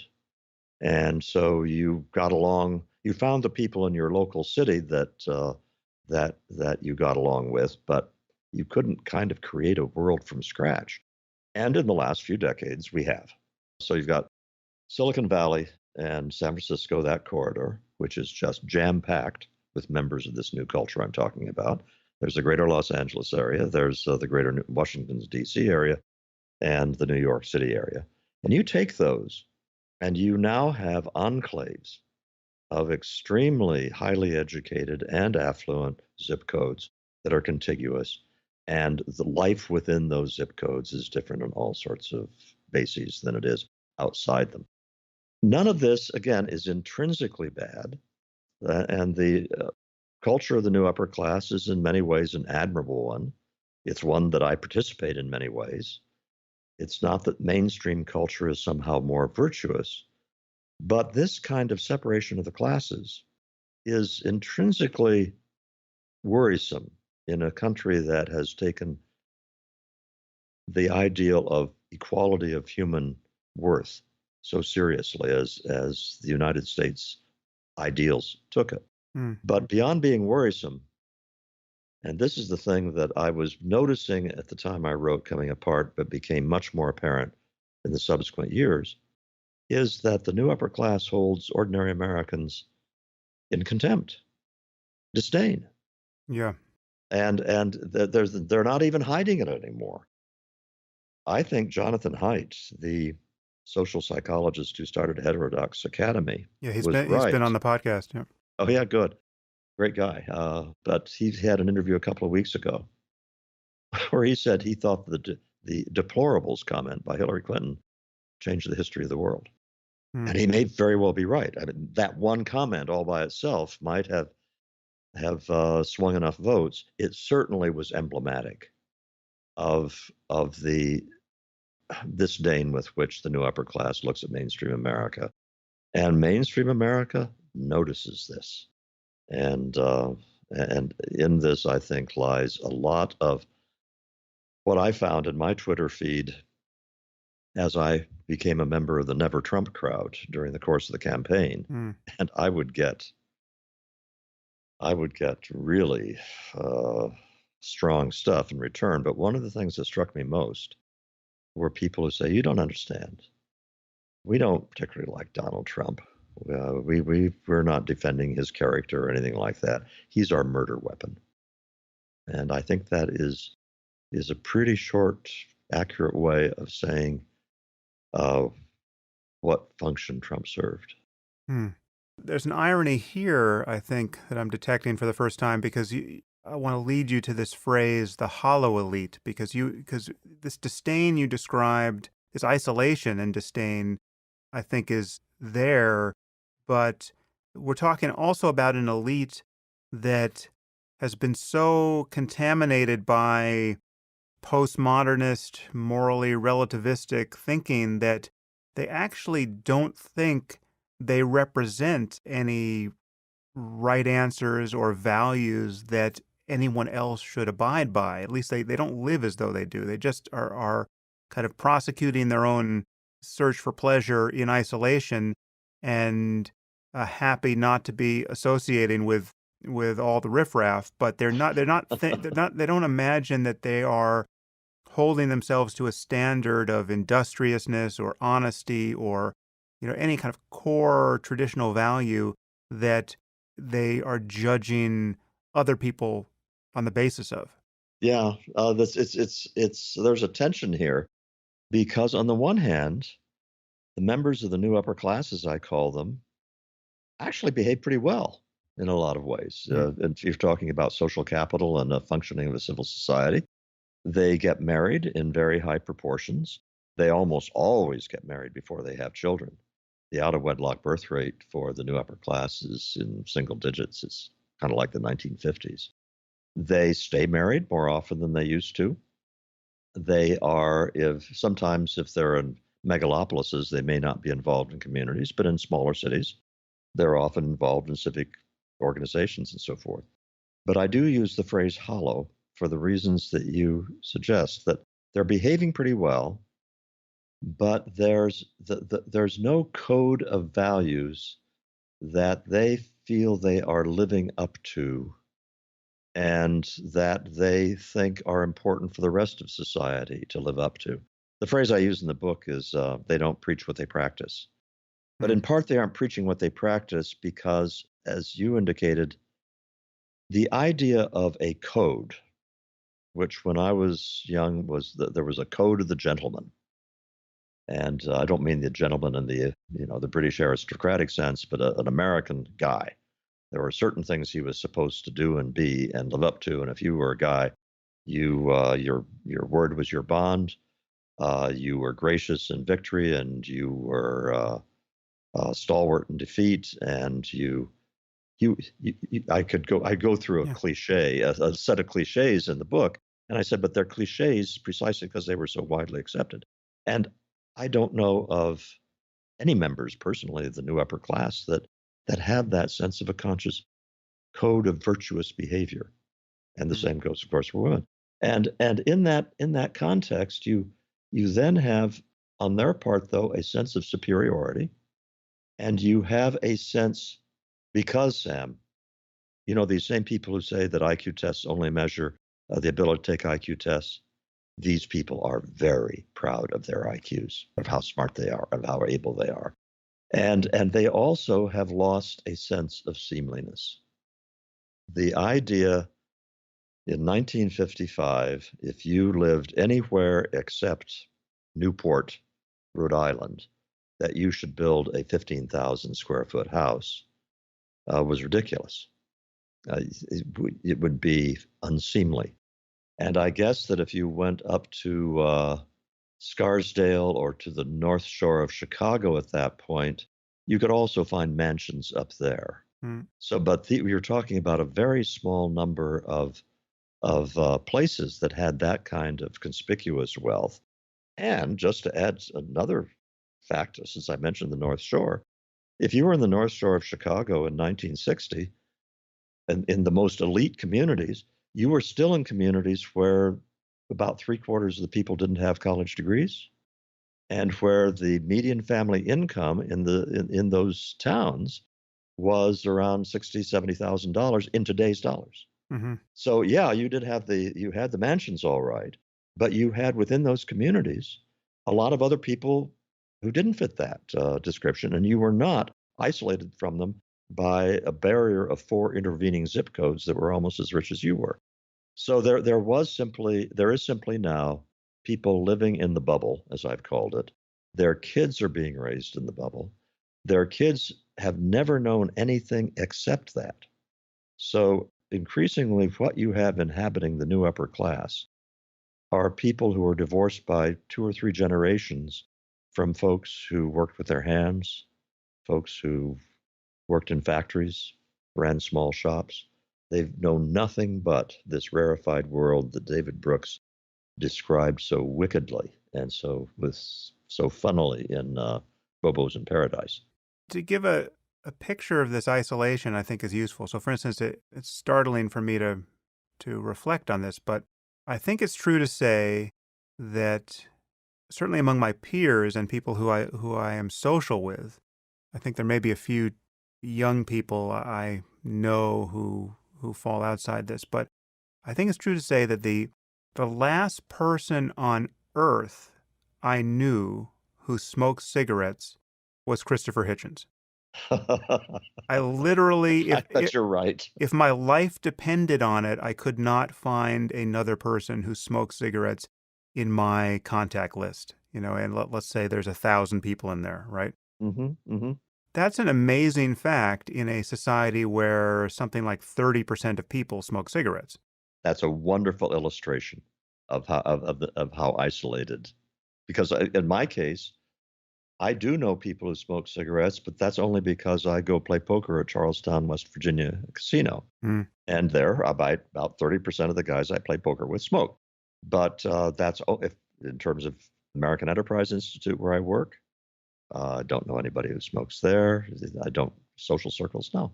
And conversely, if you're a smoker listening to this podcast, I'm sure you're surrounded by people who smoke cigarettes. Yep, because of the separation.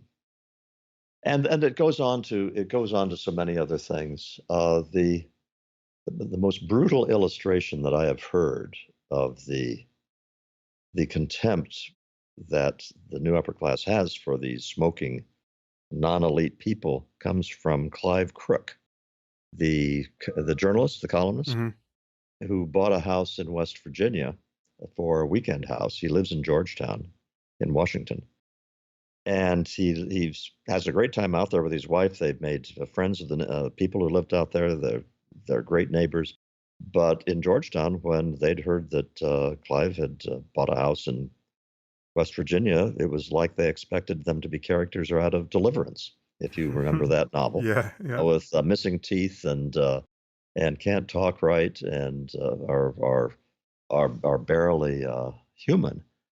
And they had no hesitation in using the most not just condescending but hateful language about these people, and they probably have never met a West Virginian in their life and have no idea what that's like. I mean, it's fascinating to me that with very little information about someone, it seems like you could reliably predict their worldview. So, for instance, if you told me that someone subscribes to a magazine like Architectural Digest or the New York Review of Books, I was just thinking of New York Review of yeah, Books. Yeah. I feel like, I mean, I could be wrong about this on some questions, but I feel I could make money all day long betting on the things they believe and don't believe about whether they support gay marriage, for instance, or Sure. whether they believe in climate change with a single data point like that. And You could predict what kinds of alcohol they drink and don't drink. You could predict where their kids go to what kinds of schools their kids go to. All sorts of stuff all day. You're right.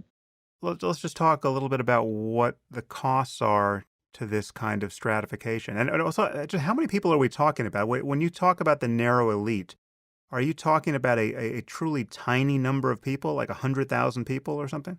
I'm talking about a tiny number of people, and 100,000 is probably a good ballpark figure. Just think about it for a minute. If the narrow elite I define as people who have an effect on the nation's politics, economy, and culture. The broad elite are people who have an effect on those things in their own city, but their city is Tulsa, Oklahoma, or Kansas City, Hmm. whereas the others are the national. Okay, so think of it in terms of journalists and start to list the op ed columnists and the journalists at the Washington Post and the New Yorker and the New York Times and the Wall Street Journal who really have national influence. You're going to run out of names after in the dozens. Okay, after the first several dozen, you are still with people who have quite successful careers, but they aren't the ones who can move the needle. And if you go with the same kind of question into the worlds of finance, into the worlds of television, and who produces what's on TV, you get past the dozens. But in each of those cases, you're probably talking about hundreds or a couple of thousand people in each of those niches who are the movers and shakers. And you add them all up, and the top 100,000 people in terms of influence in this country probably explain a whole lot of the variance the decisions get made. Why is this a problem? Well, the classic, or at least the example I use all the time, is it doesn't make a difference if a truck driver in Tulsa, Oklahoma can't empathize with the priorities of a Secretary of Commerce. But it makes a huge difference if the Secretary of Commerce cannot empathize at all with the priorities of truck drivers in Tulsa, Oklahoma, because the Secretary of Commerce, the things that he or she does, can transform that person's life for the worse. I would say for the Hmm. better, except that they very seldom do it for the better. They usually get in the way of the guy making a living. Well, the same thing is true of whether you're talking about the people who write dramas for television or the people who are working in the IT world, insofar as they have no idea what the life of ordinary Americans is like, they're likely to do things that are mistakes, that have greater or lesser consequences, but they're mistakes. And it would be really nice if the people who run the country had a deep, intuitive understanding of their fellow Americans. Much of what we're saying here is, as I said, draws a direct line to what happened in the most recent presidential election, and the fact that is still a source of perfect astonishment to many of us that we now have Donald Trump as president of the United States. I mean, what do you make of our current situation politically? And it was amazing to hear you describe the traditional ideals and values of a well-behaved, self-respecting American, and to just to be able to check the Yep. antithesis of all of those values exemplified by Trump. I mean, he is the Antichrist with with respect to values like honesty and integrity and being a good winner and a good loser. And I mean, it's just you could not get a more perfect embodiment of the absence of those qualities, and yet he's president. But what has been your experience of being a very visible conservative never Trumper? I mean, you must have had a similar experience of people like David Frum and other people on the classically right of center who came out early and loudly against Trump. What's that been like? Well, it was chastening because I clearly was so wrong for so long about things. For example, I kept saying, "Look, the working class guys I know would hate Trump if he lived next door for the reasons you just mentioned, but also working class guys don't talk about their wives the way that Trump did. Not very many of them do. Mhm. And working class guys hate people who brag about their money. I mean, that's just kind of the tackiest, most unattractive thing you can do. And what I didn't get was the extent to which they were looking upon Trump as the murder weapon, as I put it a while ago. Mm. That he was a guy who was not acting like this establishment elite, and they put the other Republican candidates in that category just as much as they put Hillary Clinton in that category. But Trump also was doing something that I don't think I gave him enough credit for. And that is he really was talking to them in other kinds of ways that worked. And for this, I got a very interesting anecdote when I was signing books at a thing a couple of months ago, and the woman who gave me the book to sign said I grew up across the street from Donnie Trump, Mm. and Donnie Trump, apparently, even though his father was already pretty rich at that time, still lived in a pretty ordinary neighborhood in Queens. And she was saying, oh yeah, when there was when there was ever construction in the streets, Con Ed fixing something or something, Donnie would be out there talking to the guys. And all at once I said, okay, So it's not Donald Trump, the nouveau riche vulgarian, that's accomplishing all this. It's the Donnie Trump who used to go out and talk to the guys working construction in Queens. And so I was wrong in understanding the nature of that appeal. What all this means, I think you have to divorce the person of Donald Trump from the movement so that Trump may or may not get through his years in office, successfully in some ways or not. I don't know.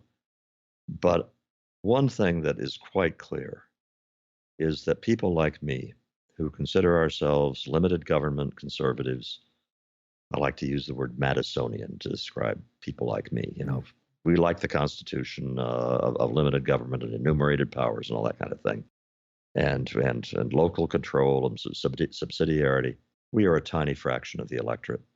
That what the last election did was say that you've had the left, which has kind of abandoned the old-fashioned definitions of liberty and freedom and egalitarianism in favor of the social democratic versions of them now, which people in the left, in principle, in deeply principled ways, think are the best way to go.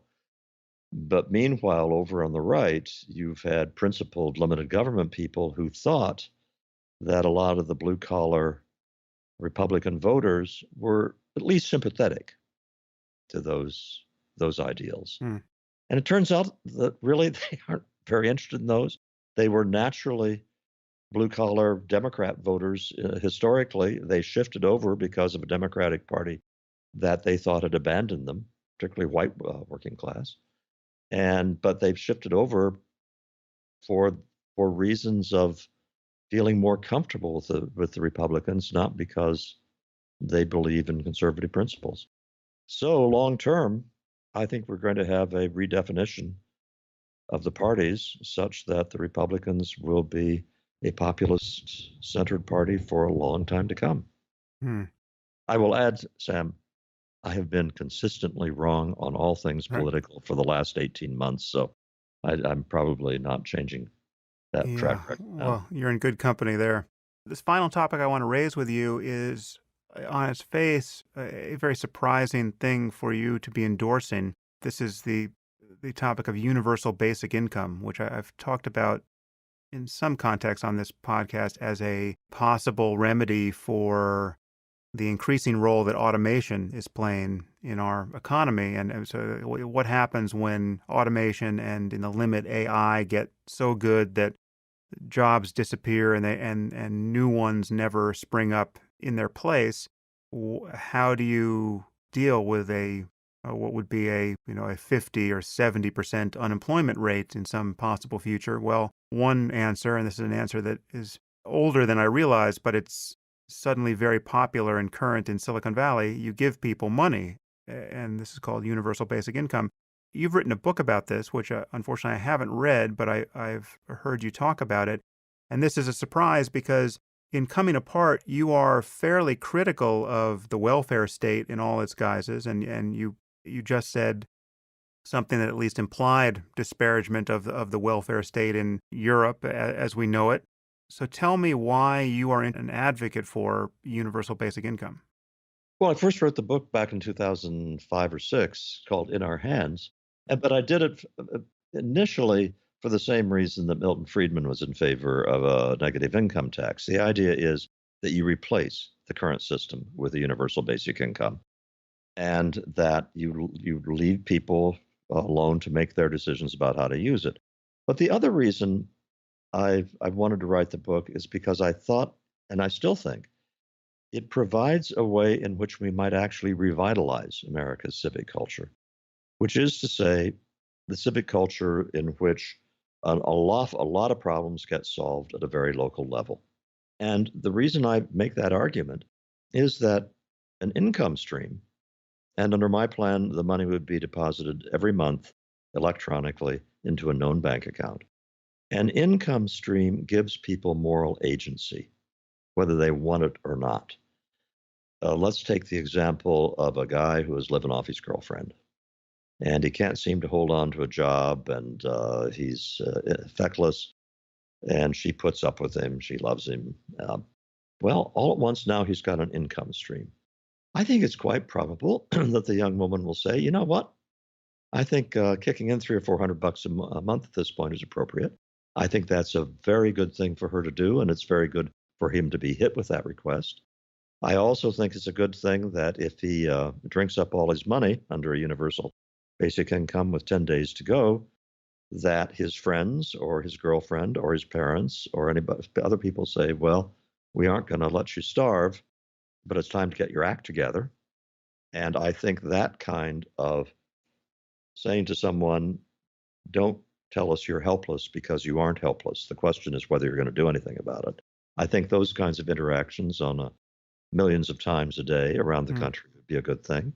And I'm also, if there's one thing that writing the bell curve did, it sensitized me to the extent to which a high IQ is pure luck. Yeah. None of us earn our IQ, whether Yeah. it's nature or nurture. We aren't the ones who did the nurturing. Hard work and perseverance and all these other qualities are great. Can't take credit for our IQ. We live in a society that's tailor made for people with high IQs. The people who got the short end of the stick in that lottery, mixing my metaphors, they deserve our admiration and our support if they're doing everything right. And so now I'm thinking about a couple. They each make $13,000 a year, let's say. So that's a really low paying job if they're working full time. That's $26,000. They're scraping by. They're above the poverty line, but not by much. Really hard to raise kids that way. Suppose you have a $12,000 a year universal basic income. That's 24 onto their 26. All at once, they're at 50 grand. Hmm. And with that 50 grand, they can have a good lower middle class income. They can raise a family. All sorts of things open up to them that weren't open before. That's the reason for the title of the book, Putting Lives Back in Our Hands. And so I think replacing the welfare state with that is going to be the rare case where you have side effects that are not unintended side effects that are terrible, but unintended side effects that have the potential for rejuvenating America's civic culture. I put out a revised version of the book just last year, 2 years ago, because of precisely the issue you're talking about. I am one of those people who say, I know how hard it is to say this time is different. I know the Luddites have been saying that for 2 centuries and they've always been wrong. This time is different. AI is, I think, within on the cusp of a J curve, where it goes from a very slow progress over the last couple of decades to nonlinear acceleration in the things it can do. And I think it will transform the job market unrecognizably within 20 or 30 years. I certainly do as well. And are you worried at all about the incentives just not being aligned if you give out universal basic income? Is there any tweaking of it that makes it more likely to produce the good changes you're picturing? Oh, there are a couple of, I think, really, really important things. And one of them is that indeed you do get rid of the other welfare state services. And the second thing is that you have a very high point at which the guaranteed income is subject to a surtax. I want to lure people into working so they get to a point where they can't afford to quit. Let's say, in my plan, I say it's $30,000 of earned income. So until you get $30,000 of earned income on your own, you keep all of the, let's say, $12,000. Hmm. And then after that, you start to pay a small surtax back. Well, okay, so you have been in a situation where you have the 12,000, but anything you go out and earn, you keep. So you've gotten into the habit of working, and if you've gotten up to $30,000, you are not going to trade a $42,000 a year lifestyle for a $12,000 a year lifestyle. But if you have the payback point quicker, I think you increase the likelihood that you have disincentives to work. Mm-hmm. It needs to be deposited electronically into a known bank account. It needs to be universal, because one of the key things about this is that everybody knows that everybody else is getting the money.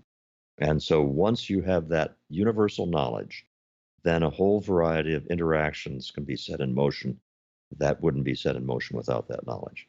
So, yeah, you can tweak, you can either have it be disastrous, but you can also fairly easily design it so that it's quite likely to produce good effects. I am not denying it will have work disincentives. There will be work disincentives, but we are already at a point, Sam, where something more than 20% of working age males with high school diplomas and no more are out of the labor force. Hmm. So we already have a whole lot of guys sitting at home in front of a TV set or a Game Boy, probably stoned on meth or opioids, doing nothing. We got a problem already. And I see a lot of ways in which the moral agency that an income would give could make the problem less. The dysfunction you see in white and largely rural America now, is it analogous to the dysfunction that we were seeing in the black inner city starting a few decades ago? Are there important differences, or how do you view that? In some ways, it followed pretty much the same trajectory. Way back in 1992 or 3, it was, I had an op-ed in the Wall Street Journal called The Coming White Underclass. And I was simply tracking the growth in non-marital births among white working class people. And I said to myself, along with Pat Moynihan, who said it better and first, that if you have communities in which large numbers of young men are growing to adulthood without a male figure, you ask for and get chaos. And I assumed that what had happened in the black community when non-marital births kept on going up was going to happen in the white community. Hmm. So in that sense, they followed pretty much a predictable trajectory. What was not predictable was the degree of demoralization that seems to be special to white working class uh, in the last 17 years. And here the work of Ann Case and Angus Deaton, the economists at Princeton, on the rising mortality from cirrhosis of the liver and opioid overdosing and other kinds of diseases that indicate dysfunction. That rise has been anomalous. So that whereas the death rate from those causes among white working class was 30% lower than for blacks in the 1990s, it's now 30% higher. That's different. I think white working class America has become demoralized in a uniquely devastating way in the last since the turn of the century. I realize now, Charles, that in my effort to slay the elephant in the room and then get away from him as quickly as possible, I neglected to ask you about your experience at Middlebury. Are you willing to talk about it? Sure, I'll talk about it. And that's interesting that we didn't get to it at all. Yeah, well, no, because I wanted to get on to coming Yeah, apart and just seeing the rubble all around us. I wanted to just step through it. So let me just set this up. People should this video is available online, at least the video, not of the worst part of the aftermath, but the video of students not letting you speak is, I believe, available on YouTube. You were there. This is now just a few months ago to talk about nothing having to do with the bell curve directly, but your reputation preceded you there, and you had a deplatforming style sanctimonious eruption that made it impossible for you to speak. Please tell us what that experience was like. it was unique. I've had a lot of protests over the years, and particularly right after the bell curve came out, and I've had chanting, and I have had signs held up, but it had always been something like a kabuki dance where everybody had worked out ahead of time when it would stop and when I would be able to speak. This time, the Middlebury administration had not been able to negotiate that kind of limit. And Middlebury did a couple of things that I've given them full credit for. And that one is they did not disinvite me, they let me come. The other thing was that the president of the college was there and she made a statement beforehand. Now, mind you, Her statement was to the effect that we have to let this awful person speak on behalf of the values of freedom of speech. I wish Yeah. I wish she'd been a little less willing to feed the preconceptions of the crowd. I mean, this again, I just want to just reiterate, this is one of the reasons I was so eager to have you on. I find it so galling that an obviously sober and ethical and well-intentioned scholar such as yourself has to live under this cloud of notoriety so that every time you're introduced, people have to apologize in advance for the fact that you're even on the stage in the first place. It strikes me as an incredible injustice that academics everywhere should be able to see through immediately. So, and they should not pander to defamatory misconceptions that has grown up around your work. It's Well, really annoying. but I want to jump in here, though, that other aspects of the experience at Middlebury, specifically with Professor Allison Stanger and the vice president for communications, Bill Berger, who was responsible for trying to keep me safe. They were just wonderful, Hmm. and Professor Stanger had exactly the right ideals about what this was all about, and in her questions that she asked of me after we did our streaming, we went down to a separate room since I couldn't give the lecture in the main hall, and we did a video stream. And she asked tough questions and good questions, and we had a great conversation. So on the Middlebury campus, there are still some great people. I also don't know what proportion of the students are engaged in this. And I say I don't know, meaning I truly don't know. Hmm. You had about 200 students in the lecture hall, I would say, who were screaming and chanting and waving signs, and another 200 who were sitting there waiting to listen to me. And it may very well be that among the rest of the Middlebury student body, that almost all of them were were not sympathetic to the protesters. I don't know on these college campuses what the division is. What I do know, and here we have evidence from Middlebury, is that a lot of the instigation of this was done by faculty.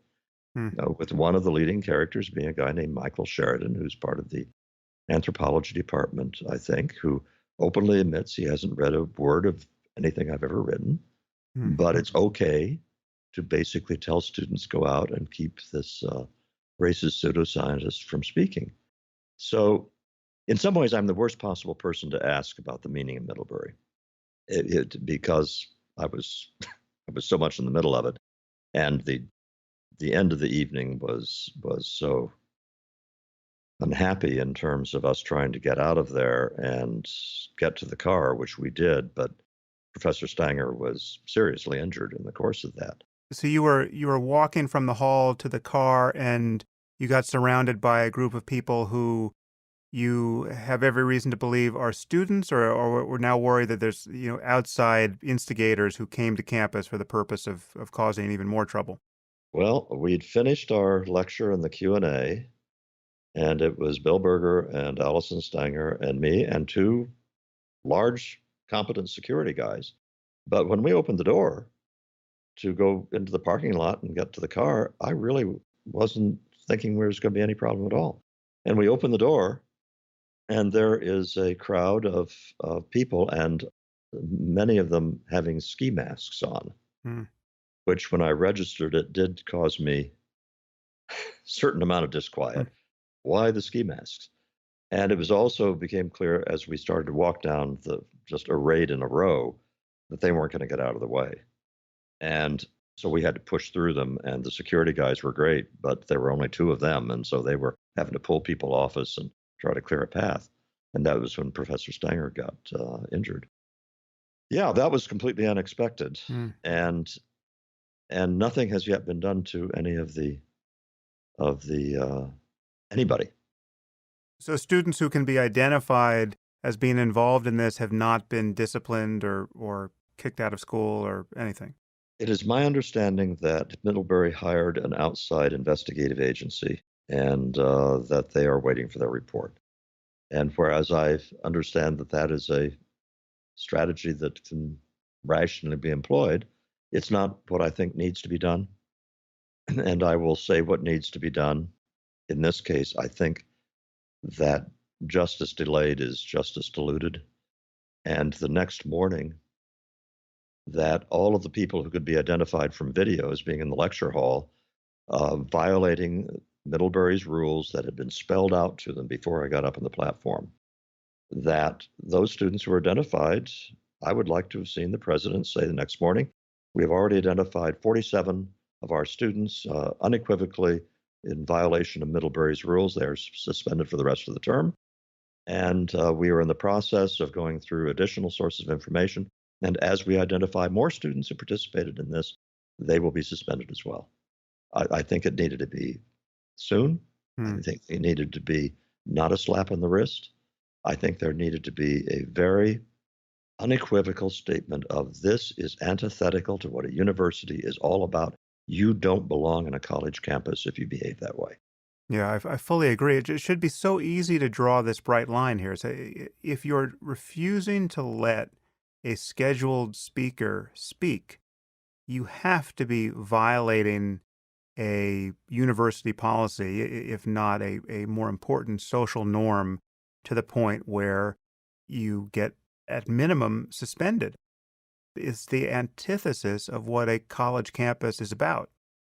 And if these things come down, if whatever penalties come down in a couple of weeks, when I guess school will be out, not too long from now, but in any case, at this point, it will have been a long time ago, and the parents will be on the phone saying, this is not fair, that there are many others that aren't getting punished. And anyway, my child wasn't one of the people who hurt Professor Stanger. Mm. And the whole thing will, I'm afraid, and I apologize if I am doing the administration a an injustice and they're going to come out strong. I'm afraid that the kids are going to get away with it. Yeah, well, but which also there's a distinction between the people who were shouting you down in the hall, not letting you speak, and the people who were physically assaulting you and Professor Stanger when you left the hall. I mean, That's criminal the latter is prosecution. a crime, right? That's crime. It's criminal prosecution. There should be jail time for the people who injured Professor Stanger. Well, finally, Charles, I'm just left wondering, do you regret touching these topics that have caused this much difficulty in your life? Do you regret writing the bell curve? The short answer is no. Is that the real? I mean, have you thought about this much? I mean, I don't tend to think in terms of regret, but I have been really lucky in my life. And so I went on after the bell curve. I did a few college speeches after that, but then I was pretty much persona non grata for the next 10 years. And but in the course of that, I spent 5 years writing a book called Human Accomplishment, which was one of the great intellectual adventures of my life and a great memory. And a variety of other things could happen to my life. And so, in one sense, these things, my life would have been different if I hadn't written the bell curve. All right. There's no doubt about that. And there's a plus side and there's a negative side. And until the last year, I guess, the last 8 months, I thought that I was pretty much rehabilitated. That the viciousness and the anger and so forth had disappeared. It's only really since the Trump phenomenon and the resist and all the rest of that it's come back. So if you'd asked me this question a year ago, I would have definitely said, not only do I not regret it, but I didn't think that the downside was that bad. hmm. And this sounds very self-pitying. So I really don't. I'm exaggerating. Listen, it's the age of Trump. You have Okay. license to be as No, no. self-pitying as you want. Let's put it this way. It has been really annoying to have all of this stuff come back again because the white supremacist and the white nationalist stuff and the pseudoscientist stuff, there's a large part of me which says, oh, shit, they can't be serious. After all of the time that's gone by and all of the things that have been demonstrated beyond a shadow of a doubt. So I have been really annoyed over the last several months, but I hesitated too long before answering your question. I thought, no, I don't regret writing the bell curve. The hesitation came from the recent unpleasantness, which has been irritating. I mean, it's interesting because when I think of my own work, I touch similar topics. I mean, and having touched this one with you just now, for which there will be some Pushback, you're going to get. pain meted out, no doubt. Yep. But I do think more and more in terms of picking my battles, just because certain topics are so difficult to parse. They're so distracting for people. They're so reliably confusing, and they're such a easy gift to give to one's enemies who can mischaracterize your views on them, that I certainly sympathize now with people who have marshaled their careers far more circumspectly than we have, because there's an infinite amount of interesting things to think about and talk about, and you can pick from the side of the menu that's not going to get you death threats. Yeah. But let me put another positive side on it, which is that once you've gone through that kind of experience, it's kind of liberating. Yeah. Because they can't say anything new about you. They can't, they've done their worst in one sense. Right. And so now I am working on a book of which I'm trying to bring, in many ways, I'm trying to bring a body of technical literature to a lay audience. And this time it's on the genetics revolution. And I'm free to do this because will this provoke similar kinds of attacks? I suppose so, because there are too many ways in which genes are getting involved in the issues we've been touching on today. But who cares? Yeah. At this point, Sam, I actually think I conveyed a wrong impression earlier. I really was reacting on terms of short term. In so many other ways, I have been freed up in my life to do all sorts of things that I wouldn't have done if I hadn't written the Bell Curve. And on top of that, you have to remember that the 3 or 4 years I spent doing it, I became joined at the hip with one of the most wonderful people I've ever known, Richard Herrnstein, and a friendship that I wouldn't trade for anything. So if I were to rewind the tape, even though you don't rewind anything, and you ask me the question, at this point, I would snap out without a moment's hesitation, don't regret a damn thing. Nice. Well, that's a good way to leave it. Despite the blowback I anticipate, I do not regret having this conversation with you. It's been a real pleasure. Yeah. Well, thank you, Charles. To be continued. To be continued. If you find this podcast valuable, there are many ways you can support it. You can review it on iTunes or Stitcher or wherever you happen to listen to it. You can share it on social media with your friends. You can blog about it or discuss it on your own podcast. Or you can support it directly. And you can do this by subscribing through my website at samharris.org. And there you'll find subscriber-only content, which includes my Ask Me Anything episodes. You also get access to advance tickets to my live events, as well as streaming video of some of these events. And you also get to hear the bonus questions from many of these interviews. All of these things and more you'll find on my website at samharris.org. Thank you for your support of the show. It's listeners like you that make all of this possible.